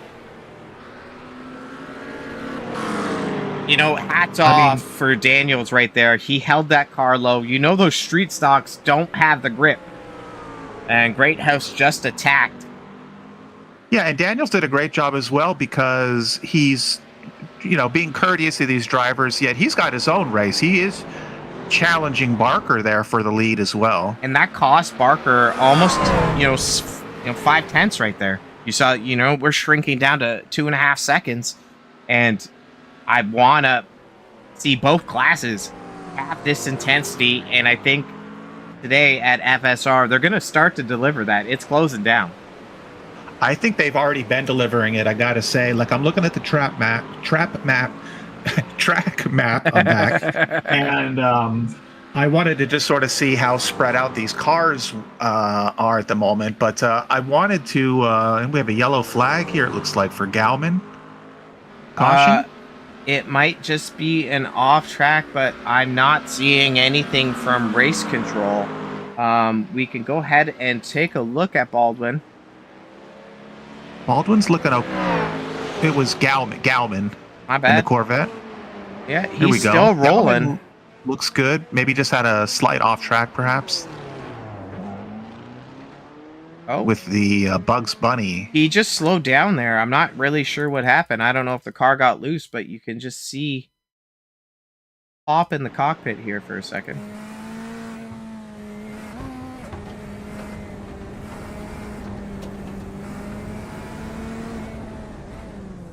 Just stops. Interesting. Yeah, I'm not really sure either. Well, we'll get to that at the end of the race. If he gets there. Okay.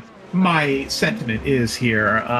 We still have a lot of time, and what's exciting is this. This is what I was getting to, is we are seeing a battle in both classes for first and second, and I think that's a lot of fun.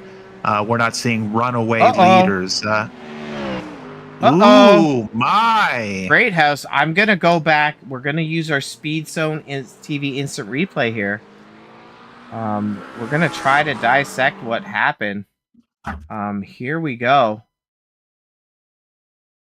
Hopefully they did not have contact. Don't know where they are on the track. Track map won't pull up in a replay mode. Oh, just, you know. Oh my, Bash just barely getting around that. Maybe we can do the far chase cam on that just for gigs, as they say. Oh, you're into it, eh? I am. This is for the fans, not for me.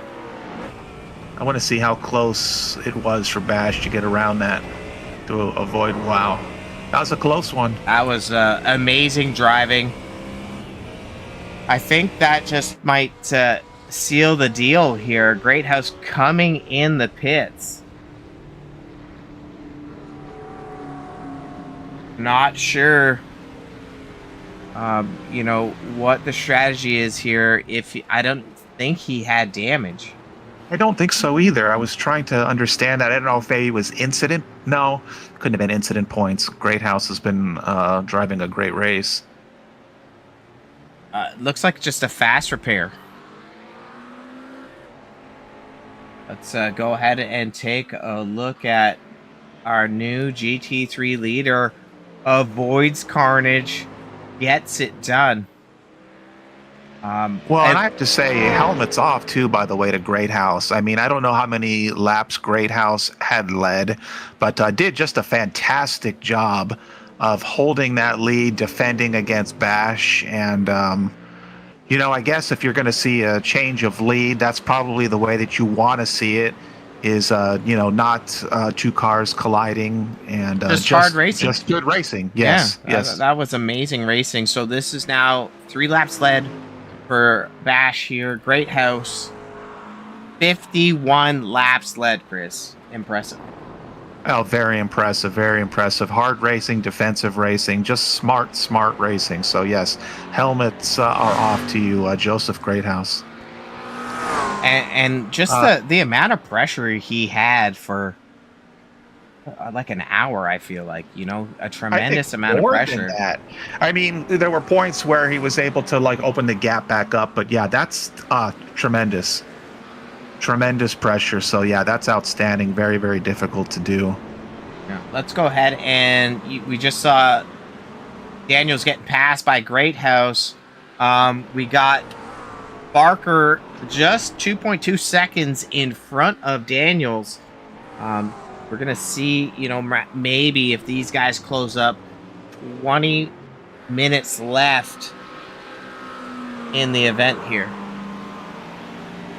Yeah, I was watching that gap in the street stocks, and that's pretty close. So we'll definitely follow that now that we have less drama in the GT3 class. Michael Meadows in the chat chiming in, not happy with the way that incident happened.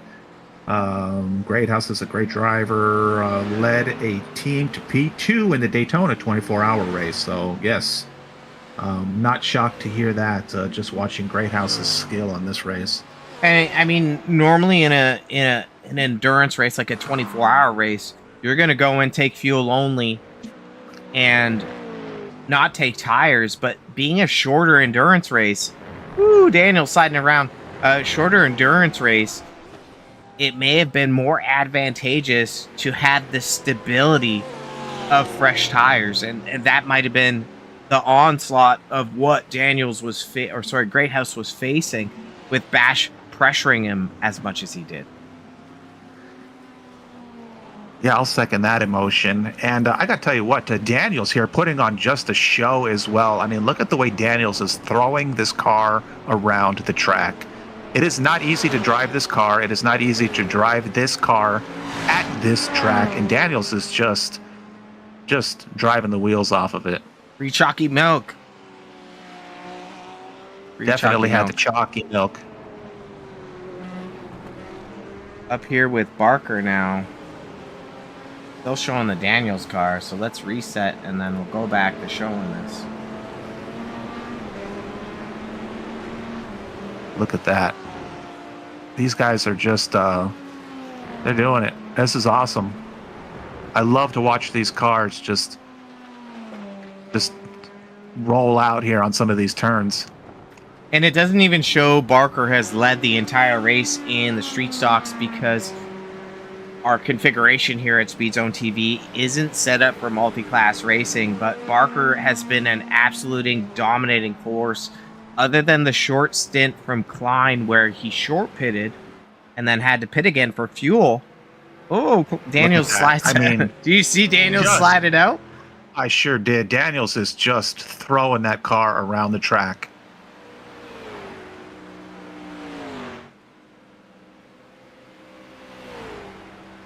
I mean, and honestly, it looks awesome. He might be losing a tenth or two here or there when that car is getting sideways a little bit, but Bash I mean, coming in the pits. Why is Bash coming in the intensity. pits? I'm yelling over you, but why is this guy coming in the pits?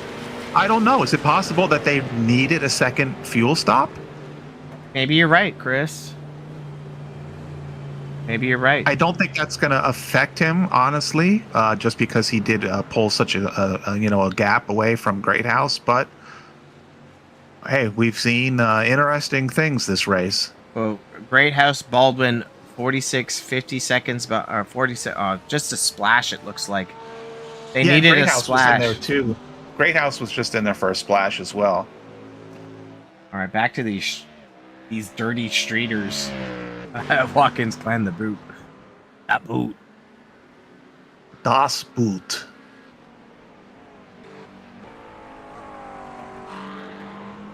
Barker and Daniels holding steady at about a 1.8-ish gap. And you know what's interesting, Chris, and I'll tell you because you're going to ask, is that this was actually the most significant change to this track. It was a new segment. Obviously, we've been calling it the boot for how long? And it was finished in time for the Formula One race in 1971. So this track has a boatload of history. I like history, especially boatloads of history. I'm a big Formula One fan, but I never did see races here. You need to get out more. I was born post 1971. Well, it's still available today. They can run this configuration. So instead of going down into the boot where we see the laces and the toe and the heel, out of that carousel turn, so we'll talk about it. We'll pull up the track map here. See where that 46 machine is. Okay, so 46 machine is down the backstretch now, coming into the bus stop.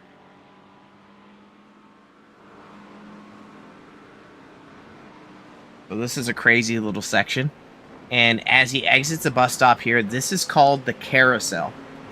So as they come out of the carousel here, this actually connects straight through and makes the short section. You can't see it here, but You can go to where the cones are, correct? yeah, you go straight through, and you bypass this section.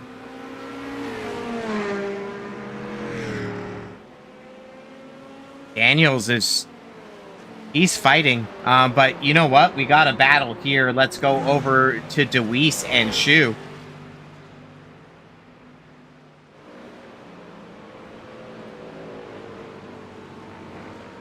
Fun stuff. And Deweese makes the pass over Shu. Great job by Deweese. He's been consistent majority of the race, and it's nice to see him stitching together a great run. Yeah, I agree. We have a Deweese fan in the chat, so I'm sure that they're pleased to see that caliber of racing to make the pass.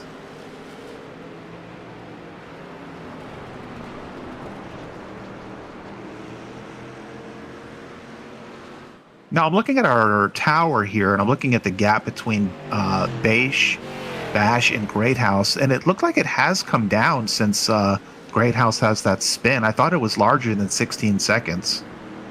Well, I think you're right. I think it was in around like the 40-second mark, but we've seen Bash come in for the pit cycle, and now if you look at that timing tower just to the right of the manufacturer logo, we're seeing 203 and 145. So we just might need another lap, and there you go. It just caught up 146, 145.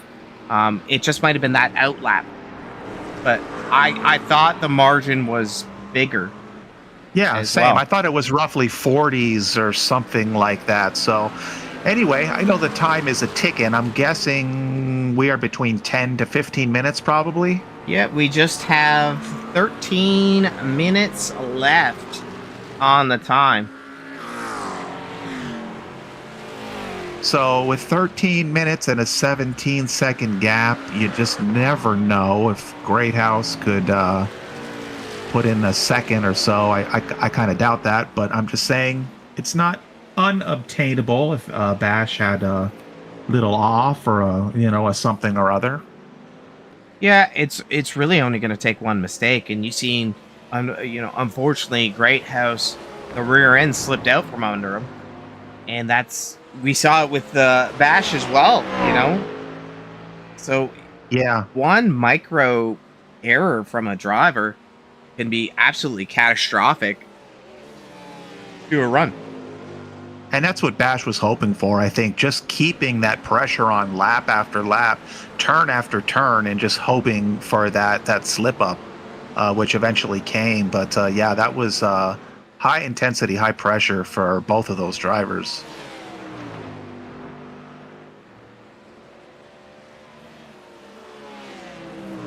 And Barker and Daniels there in the street stocks, a little bit bigger gap. It's been floating, right? It's been floating. Bash popping the lights on saying, hey, beep, beep. I'm here. Yeah, beep, beep.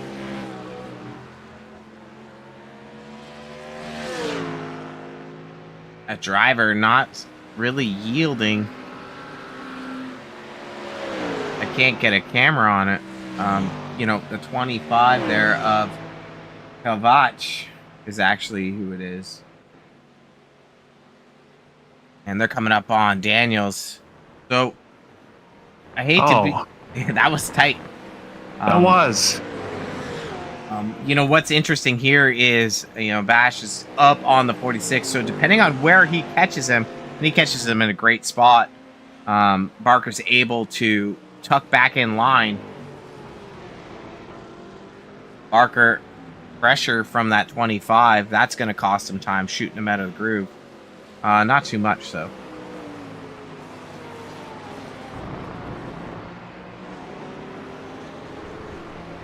We got a battle here. Shu and Deweese again. Deweese puts up the defensive move. Shu gets a little squirrely under braking. And that's Klein in front of them. He's a lap down. he was having a stellar race, but unfortunate events occurred. Well, Klein had to come in for that fuel again, right? Didn't Klein do something Yeah, a little different strategy with the fuel? I think Klein got some damage and short pitted, and then had to come in to top up. Woo! This is going to be interesting. I thought that GT3 was going to ship it in tight under to DeWeese. 10-minute warning, Chris. 10 minutes. 10 minutes, everybody. Greathouse making up about a second and a half, roughly. I mean, he's floating around that 16-second mark, but that last lap, you're absolutely right. About a second and a half on that lap. You know, Bash could have just hit some traffic. Well, we saw him move up on Barker, I believe, right? And past Daniel. So that could have been the impedance to that time fall off. I thought Klein was Klein is not going to move out of the way for these guys. Beep beep. And I thought, you know, maybe that's why Shu has been able to close that gap, because it is hard to pass in these street stocks. They're pretty equal. It's hard to get a run, and you see DeWeese's rotors glowing like the sun. Let's see if Klein will take an adjusted line here for these guys.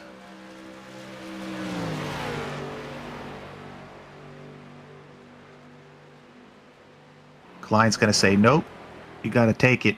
I'm not going to give it to you. That Ford Thunderbird is dialed in. But Klein, he was a contender until his incident, and I'm not sure if this is going to give Shu the opportunity in that green car to get a run. But DeWeese here looking under Klein. He's probably not going to back out of it here, and he shouldn't. Nice smooth pass by that 8 machine of DeWeese. Klein looking under him. What are we doing? I don't know. If DeWeese can get just a little inch of space here, DeWeese may be able to just run away now if Klein will not let Shu by. And, you know, Speed Zone TV has seen Steven Shu before and Chris Phillips in another series. So these guys are no slouches. So for DeWeese to be out here running as well as he is in the 4 spot, hats off to him. Let's go ahead and hop over to our 3rd place driver, Chris Phillips.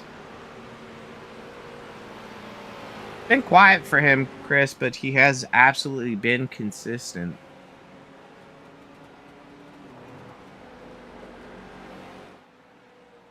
Car is looking in good shape too after that fast repair. Yep. And he hasn't been sliding around as much as we've seen some of the other drivers.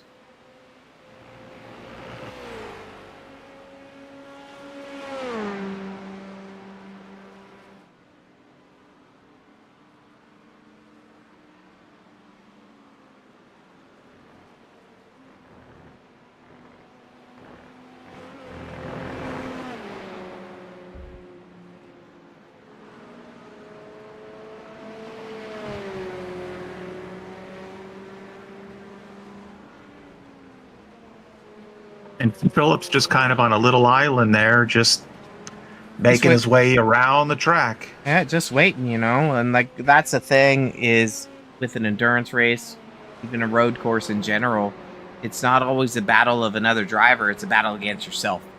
And being consistent, showing up every lap, hitting your marks.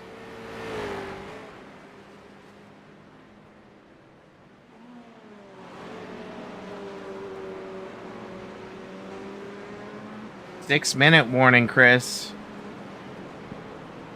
6 minutes. We see Foster, black flag.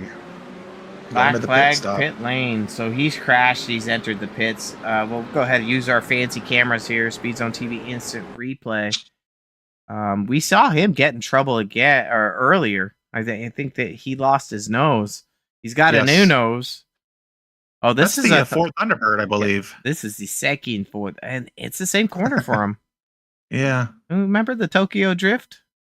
I do. This is a tough one, Well, this and is it looks like an exact repeat. okay. Maybe It's a not the side angle nose. one. Yeah. What the? It must have been incident points because I don't think that would put you out of the race there. I agree I completely, think Chris. That black is a time penalty, and it looks like we'll head up to Daniels now, hop in his cockpit for a second. He can see Barker, but I mean, it's just Barker needs to make a mistake. Yeah, Barker is starting to pull away even further. I think Daniels is just driving the heck out of that car, and I think probably just losing maybe tenths here or there, just having that back end come out. Yeah, and I think you're exactly right. Is that we have seen Daniel slide it around, be overly aggressive with those tires, maybe put extra heat in it, where it is causing that time loss, like you said.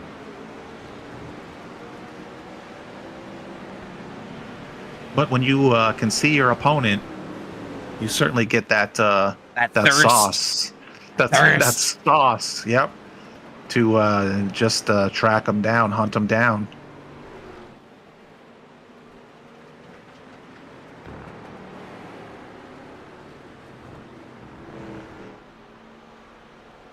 Four-minute warning, Chris. We don't have a lot of time here. Bash has done a great job of maintaining around that 16-second gap. Anderson, meatball flag. Yeah, no crash I'm showing, but that meatball is him in the pits, so he's getting repairs.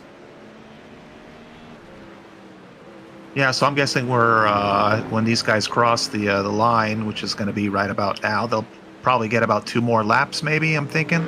Yep, I would agree. They're gonna Bash here is gonna cross at 1:57 total time, so he should be able to make it back around for 1 more lap, and then that's gonna make the race official. So barring no mistakes here, we're looking at our GT3 winner. He doesn't have enough pressure on him to even, to worry about the mirror. iRacing makes it fairly foolproof now with setting up auto fuel and all that, but it would be pretty bizarre to see someone have a fuel issue come like last lap of the race. I mean, I agree. And, we saw Great House and Bash hop in the pits, take a splash. I don't know if we saw all drivers do that, because those two were just setting a ridiculous pace compared to everyone else. Yeah, when you see, and I don't know how many laps it was, but several laps with a under 1 second gap, that makes for really, really great racing. Yep. Yeah, 0 mistakes, really. Like minor inferences. Yeah, that GT3 class, it definitely, has a bunch of hurt cars in it. We're seeing like the top 5 within 48 seconds, but Sanders there in the 5th spot. Let's go ahead and take a look at him in his McLaren.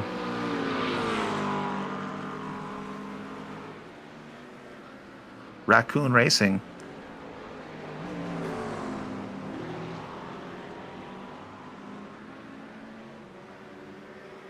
Looking to get around some lap traffic there. Does a good job of it.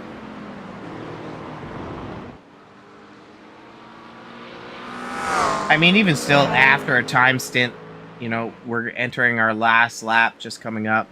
Being only 47, 48, less than a minute is very impressive as far as consistency. And should we have had a little bit bigger field, we'd see more drivers in the hunt, more drivers in the mix. Shu and DeWeese about a second apart. No pressure there. I don't know if we have any battles that we can tune into. Yeah, DeWeese 13 and 14. Yeah. But, I mean, it's not really a lot of pressure. to be worried about a second back with 1 lap to go. Not in a, You know, if it was the GT3, I'd be like, yeah, you could close that right up. But the street stock's a little bit sluggish. and I was going to mention, shout out to this league, by the way, and shout out to their very first race. I mean, we've seen a lot of excitement. It's been a really, really good race. Some creative ideas in the setup. And I mean, you have, a new league, a first race, a lot of drivers that haven't driven with each other, don't know their style. And I mean, and we really didn't see anything, egregious. We saw pretty clean driving, honestly, throughout the race. So, I think these guys are off to a really, really good start. Yeah, I agree, Chris. Like, we've just hit the 2-hour mark. So the race is official when they cross the line here. Here is our winner, Bash, in the 029. Heck of a job for this driver as he settles in. Agreed. Great racing by Bash. Deserves the win. Great House is grabbing second spot. Great House did a great job, I gotta say. Awesome racing by Great House. Coming to the line here is the 199 of Baldwin. Our top 3 here, we're going to be grabbing these drivers and interviewing them momentarily. Is first one, the winner here is Barker. Second spot is going to, Daniels. And then the third spot here is coming to Phillip. We're going to take a quick break, and then we're going to look to have some driver interviews.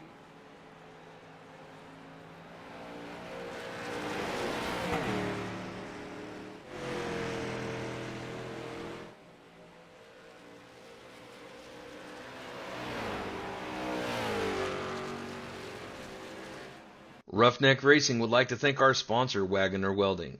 Wagner Welding is a family-owned and operated business located in North Wilkesboro, North Carolina. They specialize in custom-built truck beds and framework of all types. You can reach them at 336-670-3427 or visit the shop located at 446 DeHart Church Road. Roughneck Racing would like to thank our sponsor, Wagner Welding. Wagner Welding is a family-owned and operated business located in North Wilkesboro, North Carolina. They specialize in custom-built truck beds and framework of all types. You can reach them at 336-670-3427 or visit the shop located at 446 DeHart Church Road. Roughneck Racing would like to thank our sponsor. Cherry Photography, specializing in iRacing photography, has deals to suit all your needs. With deals like 5 for 10, 10 for 20, 15 for 30, and 20 for 60, you cannot go wrong. You can reach out to Carson Cherry 226 on Discord. That's CARSON Cherry 226. Cherry Photography, specializing in iRacing photography, has deals to suit all your needs. With deals like 5 for 10, 10 for 20, 15 for 30, and 20 for 60, you cannot go wrong. You can reach out to Carson Cherry 226 on Discord. That's CARSON Cherry 226. Cherry Photography, specializing in iRacing photography, has deals to suit all your needs. With deals like 5 for 10, 10 for 20, 15 for 30, and 20 for 60, you cannot go wrong. You can reach out to Carson Cherry 226 on Discord. That's CARSON Cherry 226. Cherry Photography, specializing in iRacing photography, has deals to suit all your needs. With deals like 5 for 10, 10 for 20, 15 for 30, and 20 for 60, you cannot go wrong. You can reach out to Carson Cherry 226 on Discord. That's CARSON Cherry 226. Cherry Photography, specializing in iRacing photography, has deals to suit all your needs. With deals like 5 for 10, 10 for 20, 15 for 30, and 20 for 60, you cannot go wrong. You can reach out to Carson Cherry 226 on Discord. That's CARSON Cherry 226. Cherry Photography, specializing in iRacing photography, has deals to suit all your needs. With deals. Roughneck Racing would like to thank our sponsor, Wagner Welding. Wagner Welding is a family-owned and operated business located in North Wilkesboro, North Carolina. They specialize in custom-built truck beds and framework of all types. You can reach them at 336-670-3427 or visit the shop located at 446 DeHart Church Road.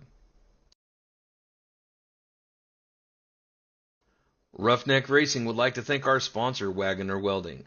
Wagner Welding is a family-owned and operated business located in North Wilkesboro, North Carolina. They specialize in custom-built truck beds and framework of all types. You can reach them at 336-670-3427 or visit the shop located at 446 DeHart Church Road. Roughneck Racing would like to thank our sponsor, Wagner Welding. Wagner Welding is a family-owned and operated business located in North Wilkesboro, North Carolina.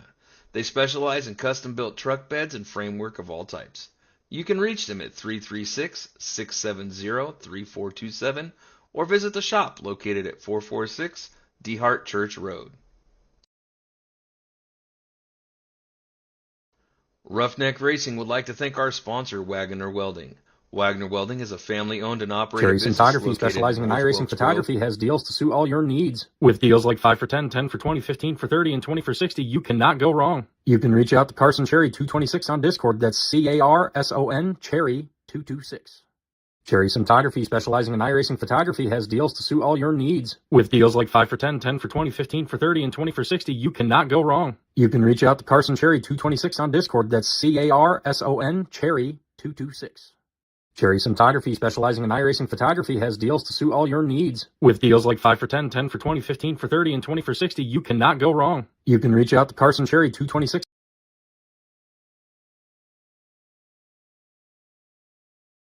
All right, Chris. I mean, it's been a long break. These drivers have rolled through the tech shed and, probably a little bit antsy about, who we're going to get to interview and whatnot. Right now, we have the winner of the GT3 class. I think we're going to grab him first. I'm not seeing the other drivers of Great House or Baldwin if they made it through. I'm going to grab driver now. Zachary, it's Rob and Chris up in the booth. How are you feeling, sir? I'm in shock. I'm amazed, man. Me and Joseph, I feel so bad for Joseph, man. He put on a hell of a race, and whenever he spun out, I was so upset. I wanted us to finish it out and see how the race was going to finish out between me and him. I mean, absolutely. You guys had a tremendous battle at the start of it. I think he opened up, I would say about a 6-second gap over you, maybe even up to like 9 seconds, and you slowly clawed it down. What was going in your mind? Like, how did you close down the gap?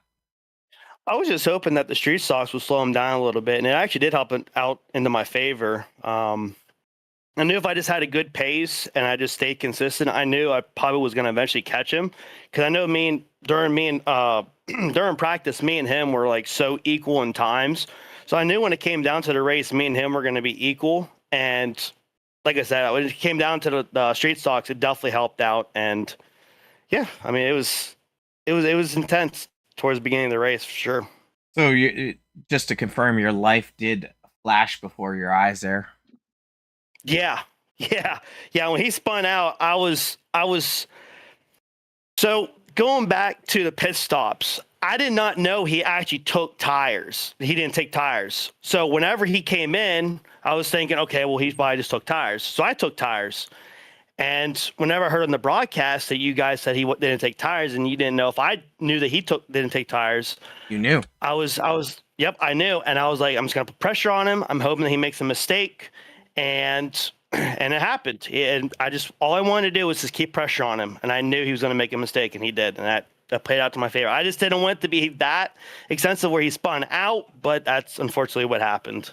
Yeah, I mean, hats off to you. You did a great job. Very pleasurable to watch. Chris, you got any comments for our good friend Zach here? Man, Zachary, that was awesome, dude. We called you Bash the whole race, and so let me first of all, while we have you, and this is being recorded here, apologize for that. So yes, Bash. I said it once, and then yeah. So we got that wrong, but I'll tell you. I think I hit him when he said it. Yeah, he did. He hit me. What you did get right is the way that you won this race. I don't want to be like too long-winded here, but I think we were just broadcasting this and just saying, what I would do if I was him would just try and stay as close as possible, just put the pressure on and hope that he makes a mistake.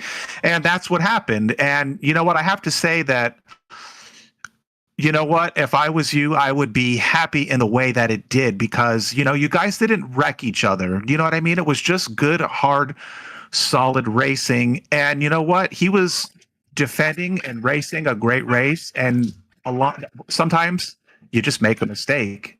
And he just lost the back end and you were able to get around him. And that's the way that you take the position and you win the race. So we weren't Absolutely. playing favorites, of course. We weren't, rooting for him or you. We were rooting for great racing, and that's what we got. That's what the fans got in this race. And so it was awesome. So well deserved, man. There was a lot of times the gap was, larger, smaller, but you stuck with him.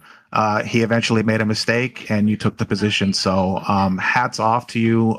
Great drive, great race, and yeah, I think it was exciting for everybody. So, Absolutely. Yeah, it was. Mr. Beish, who the heck do you want to thank for this 2-hour first endurance race at Foothills Sim Racing?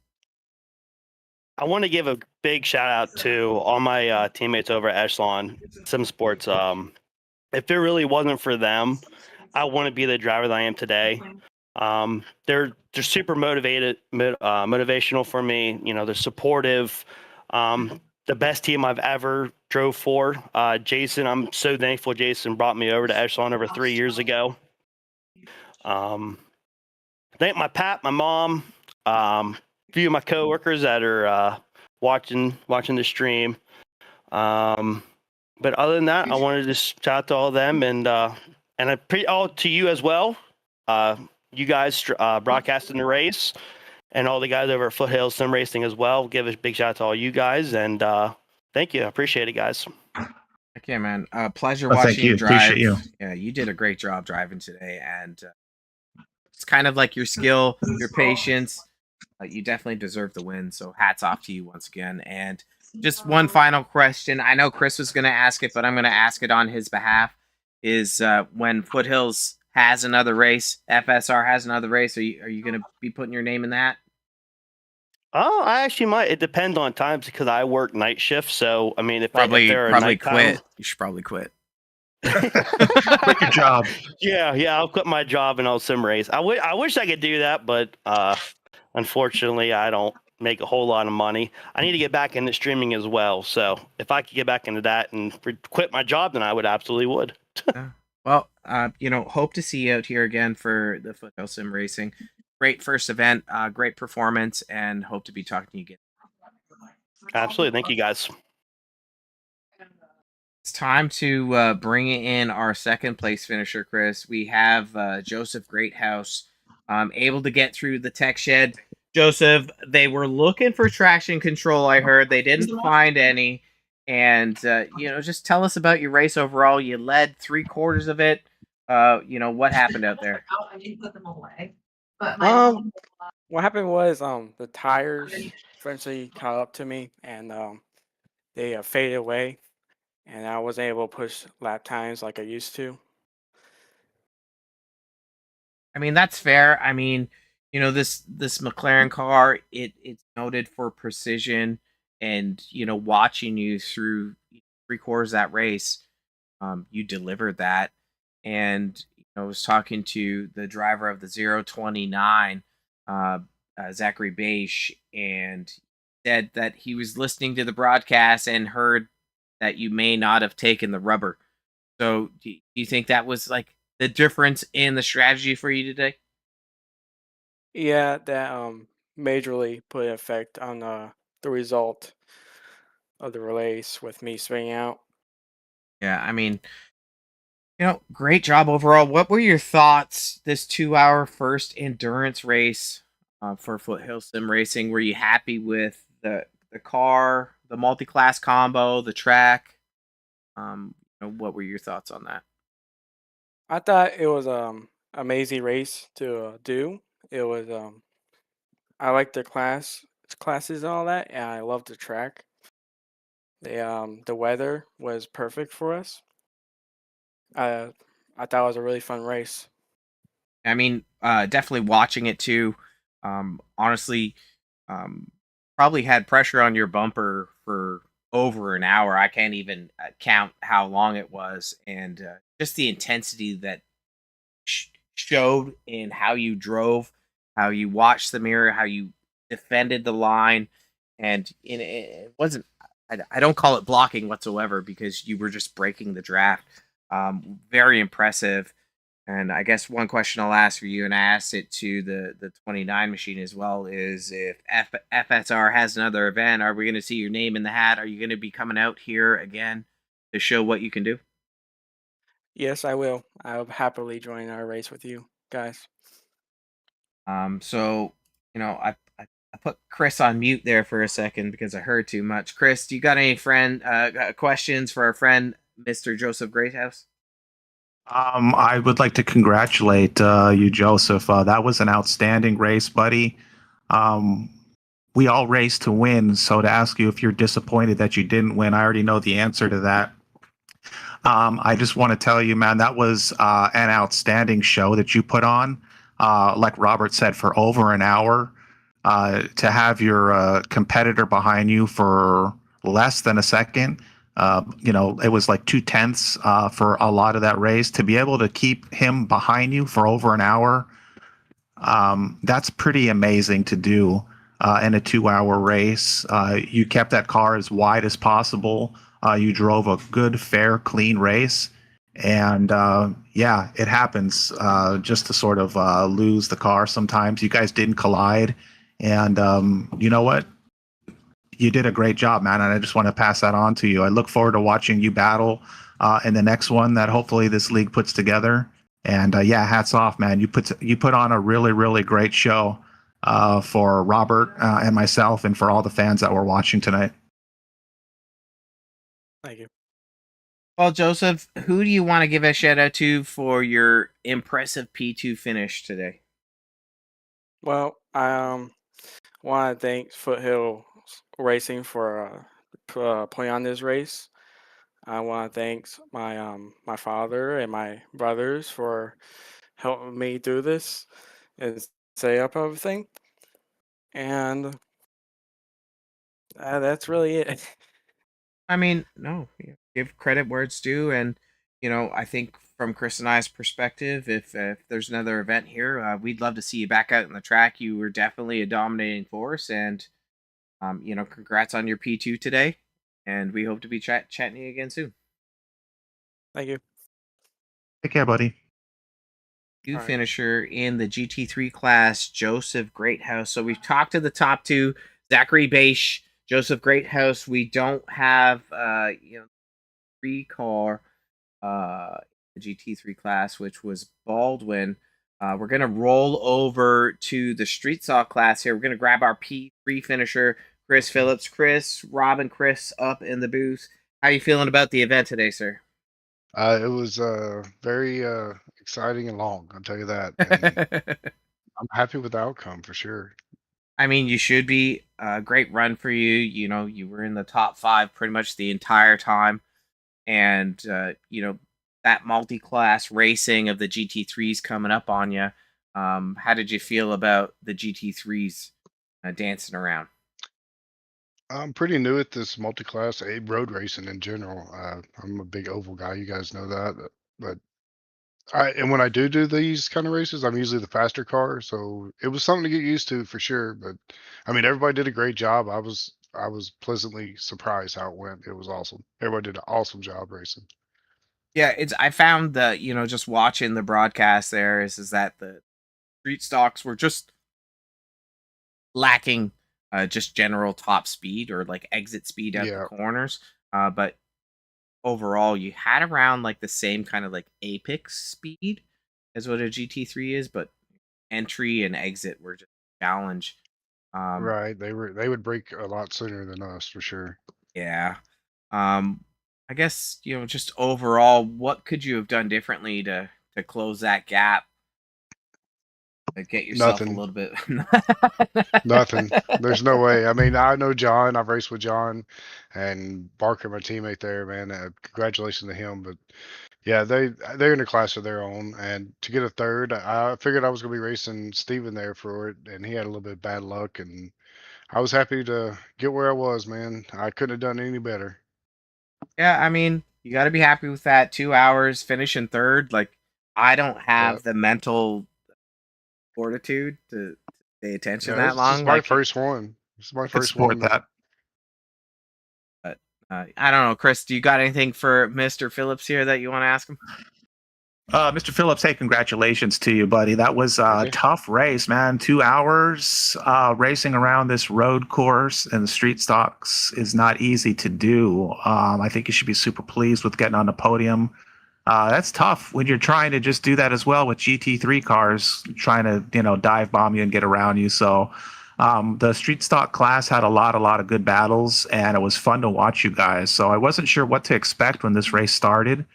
But you did a great job of just keeping it on the track, of course, intermingling with those quicker class cars. And yeah, I hope that if FSR, Foothills Sim Racing, does another race like this, that we'll see you. Yeah, man. We'll probably have you guys back. You guys do an awesome job, man. We appreciate it for sure. I mean, It's our pleasure, man. It was we great have to racing. see Chris again if he's racing in Foothills. He's one of the admins. Yeah. Yeah, I like coming to do these interview things. You know how that is. Yeah, Chris, who do you want to give a shout out to for your P3? Always first and foremost, good Lord. Hey, without him, man, none of us would be here. And my wife, she lets me be a kid, so got to shout out her second. My Foothills teammates, without them, we wouldn't be putting this on. And everybody that just raced in this, man, it was. I was pleasantly surprised. There was very little arguing and fighting and fussing, so couldn't have been more happy, man. And I appreciate you guys coming on and putting on a great barcast. I'm sure I'm gonna go back and watch it in the morning. So I know how you guys do. You could always do an awesome job, and we appreciate it, man. Thank you. It's easy when the racing is great, like tonight's was. Right, right. Yeah, Definitely was a big actually shout out to Chris Barker too, for sure, man. He put it all together. yeah. Surprisingly, from my perspective, and everyone cares about my opinions and my feelings, so I'll share them. Always. Is that the 2 hours went by relatively fast because of the quality of racing that was going on. So, watching the GT3s intermingle and street stocks dance around, there was tons of competition. And one thing that I observed is that there wasn't any crazy car contact. I don't maybe one or two incidents that I recall where there was mild car contact, but everyone was heads on tight. Yeah, it was very good, man. I'm excited to see what we come up with next, where we go, and seems like we got a good group here. So hopefully we can put on another show down the road. Heck yeah. Well, congrats again, Chris, and we'll be chatting to you again soon. All right, man. We'll see you guys. Take care, Chris. It's time to bring on our class winner, the number 46 of Chris Barker. Chris Robin, the other Chris, up in the booth. How you feeling after 2 hours? You sweaty? Yes, tired, back's hurting. For sure. Yeah. Well, we're not getting any younger, especially when we sit in these not so ergonomic seats. Just from your perspective, I think you led every lap in the race with exception of an off pit strategy from the 33 machine of Klein. Yeah. Were you planning that today? Did you think that was going to happen? No, I think he got in some trouble and pitted early and came back out. Yeah, he As far got as the carnage. pit strategy, I was blown away. John Daniels is always super fast. I've raced with him a bunch. When I seen him join, I'm like, oh man, it's gonna be a race. But I had a pretty good lead there, and when he came, after the pit cycle through, I'm like, how did he get? How did he close up the time? And I talked to him. He said he fuel saved like crazy. So I guess he just took. These cars are so slow to fuel. It's over a 2-minute pit stop. Yep. So he gained a big advantage there, and it was probably the hardest race I've ever been. And I know we wasn't door to door, but seeing him and my relative, and he got me down to like a second and a half, and I got to pat myself on the back, man. I'm super proud that I was able to keep him back there. I thought he was going to get me. I overheated my tires big time on that second stint coming out, and I just had to calm down and trust that they would come back to me if I quit overdriving, and they finally did. But it was a fun race, man. It seems like we had a pretty good turnout. I don't think might have had a little bit of drama with one guy wrecking people on purpose, but we just have to go back and look at it. But it was a great turnout. Yeah, I mean, I thought, I just said it to Phillips that it was overall top shelf racing across the board. The battle between the GT3s was immaculate. It was Yeah. throughout the top five, even in the street stocks, top six in the street stocks. There was more battles, a little bit spread out, so very interesting that way.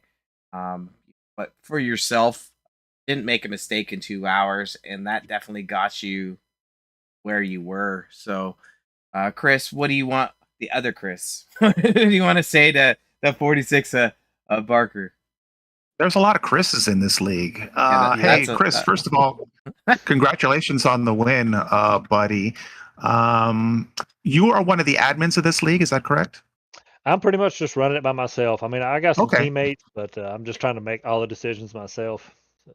Well, I was going to say it was really cool idea. I didn't know what to expect. I said this to one of the other podium finishers. We have this road course here. Watkins Glen is awesome, and of course we have GT class cars, and that's not out of the ordinary. But then we mix it with street stock cars, and those cars are very difficult to drive here at this racetrack. And then you have an intermix of classes that are very, very opposite. So I guess I just wanted to ask you, like, where did you come up with this idea, this kind of format of like, let's just kind of throw this together and see what we get? Could you just speak to a little bit about that? Yep, absolutely. So it's not like an original idea. iRacing used to run this setup. They done like a MS charity race every year. It was a special event, and they would do street stocks and GT3s. So I kind of stole it from them. We got to run it 1 year and really had a lot of fun and was looking forward to it, and they didn't. They stopped running it. But I've just always loved the iRacing special event type races. We actually run in another league. It's KS Sim Productions. He does a lot of charity races, and he does races kind of like this, just kind of off the wall. You're not going to see anywhere else. No, it's very, very fun. It's cool. Yeah. So, do you plan on doing another race like this then, I guess, in the future? Yeah, absolutely. We're trying to come up with something for oval that's maybe different. All my teammates, they want to do some oval, but absolutely, we want to keep it free, and we'd like to do one every maybe 4 to 6 weeks, or it may be even more spread out. We'll just have to see, But yeah, absolutely, that's the plan.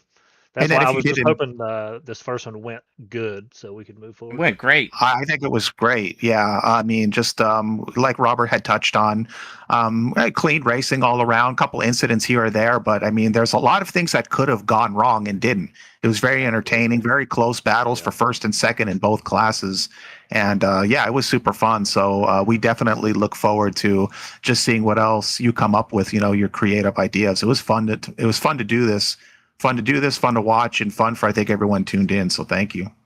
That's awesome. I like hearing that, man. Y'all do a great job. Like I was telling Robert the other day, my buddy Steven, he was like, "Hey, I'll split the broadcast with you, but you have to get speed zone." Well, you definitely made a mistake there. Dang it. Well, we try and have a good time. Yeah, that's what it's all about, man. Class winner today, Mr. Chris Barker. Who do you want to give a shout out to for your 2 hour phenomenon of just, grit and dedication? Man, I got to thank my wife and my kids. They put up with me playing this game more than I should probably. I probably put in 500 laps of practice for this race. I really have no idea how much. It was a lot. I'd never run the boot layout, never run this car at Watkins Glen, so I wanted to show up. I didn't want to leave anything out there, knowing I could have went faster. I want to thank all my teammates: Alex Foster, Stephen Shue, Chris Phillips, Jeffrey Ledford. He didn't get to race with us, but we're a tight group, man. We really are. They helped out a lot with this. Thank you guys, and I want to thank everybody that showed up and raced, man. I'm so happy with the way it turned out. I was nervous. I put a lot of work into it, and posting and reposting and making posters and doing this and trying to build the Discord, and we had a good turnout. I'm more happy with that than I am with the win. I mean, I think you got the start of something beautiful here, and sometimes just a little bit of water helps everything grow. So, keep watering it, and it looks like there's definitely a good foundation here. Yes, sir. Thank you. Congrats on the win, Appreciate man. that. Like, impressive driving today. That's not something Chris could have done, and probably not me. Definitely not Chris though. Thanks, guys. No. No, I'm a It was lap tough. one. To pat myself on the back again, I'm not running any assist. I'm doing the full clutch, brake, heel toe, all the way around, H Oh wow. pattern. So I missed more shifts than I wanted to, which it's almost impossible not to in a sim. It's not like a real car. You don't feel that, that scrape and The then click. bang it back in gear. You don't know till the car you go to get on the gas and then you hear it rev and you're like, no, Oh, you're lucky you didn't pop because of wrong shift. You can pop Yeah. that motor no problem. I did that in the I trucks almost one wrecked time. one time, not to cut you off. My buddy was having trouble with a guy, and they're like, maybe you need to kick this guy. So I'm reaching over, trying to like kind of race control my black box while I'm driving, and I about looped it. But other than that, I had a good clean race, man. Yeah, well, congrats again, Mr. Barker in that 46 Camaro. Heck of a job. Hope you got another one on the rise and you got something creative and just great performance overall. Awesome. That's the plan, guys. I'll let y'all go. I know, man. Thanks for putting in the time, guys. I know y'all been in here for probably 4 hours. We like hanging out. Chris and I, he's gonna take me out for dinner later, so it's fine. Awesome. Fish and chips. Sounds great. All right, take care, All Mr. right. Barker, and hats off on your win, man. Thanks. Y'all too. Thank you.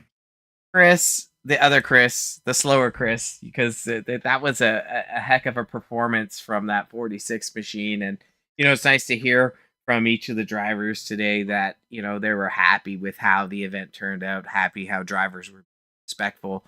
But, Mr. Schuessler, what are your thoughts? Did you see anything different than what they were saying?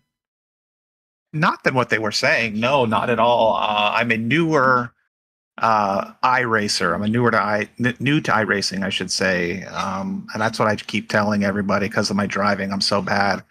Even in the next 10, 15 years, I'm just going to tell them I'm new, and that's why I'm not good. I didn't know this was like a format that iRacing used to do, but it's cool. I'm glad that this league is like kind of bringing these ideas back because, like I said, it just kind of wasn't sure. So it was super fun. I mean, it's a great track, and it was cool to see the mix of these classes together. So it was super fun. I enjoyed doing the event with you. Enjoyed covering all the driving with these guys, and it was fun to see battles in both classes between the first and second cars. So yeah, good day. That's what I'm going to leave on. It was a good day. Yeah, I mean, I agree with everything you said and the sentiments of the drivers, match. Chris, I have an awkward question for you though. Okay, let me sit down first. All right, go ahead. What's your favorite candy? Skittles.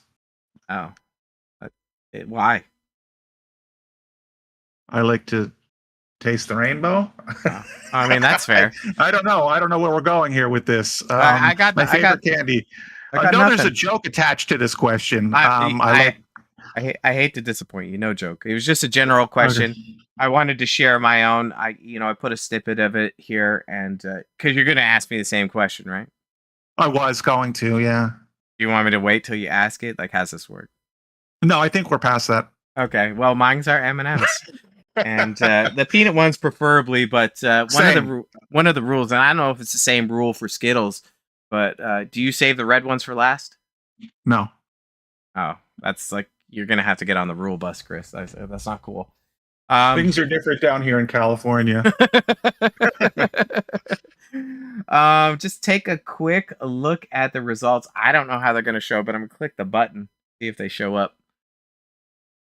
And this is the GT3 and Street Stock results. So looking like we're blended. Let's click this button. Let's see if it changes it so it's a little bit more digestible.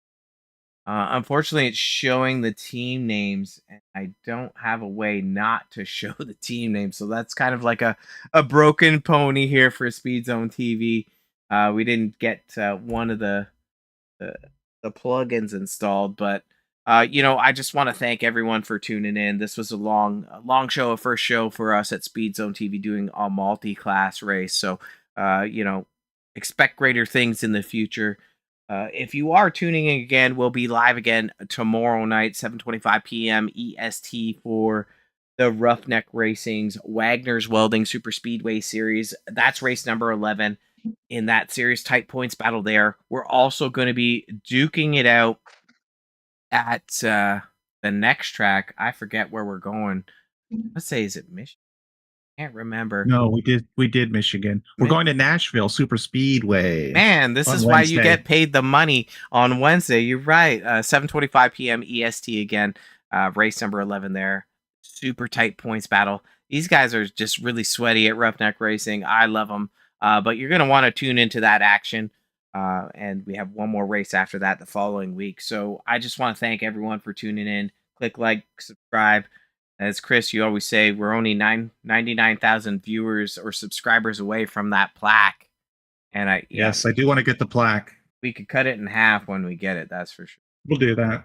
But once again, just shout out to FSR for this great format. And shout out to you, Chris, for joining me today. It definitely is always more enjoyable. And happy Sunday. Yeah, for sure. Enjoy your Sunday night, everyone, and we hope to see you all soon. Yeah, take care. Okay, you too, buddy. Hasta la vista from Speed Zone TV. I'm Robert Warrens, and that's Chris Schusler. Say bye, Chris. Goodbye, baby. Oh, look, the results showed up. Well, there we go. Yeah, there we go. You can see him on the screen. Take care, everyone. Bye. All right, good night, everyone.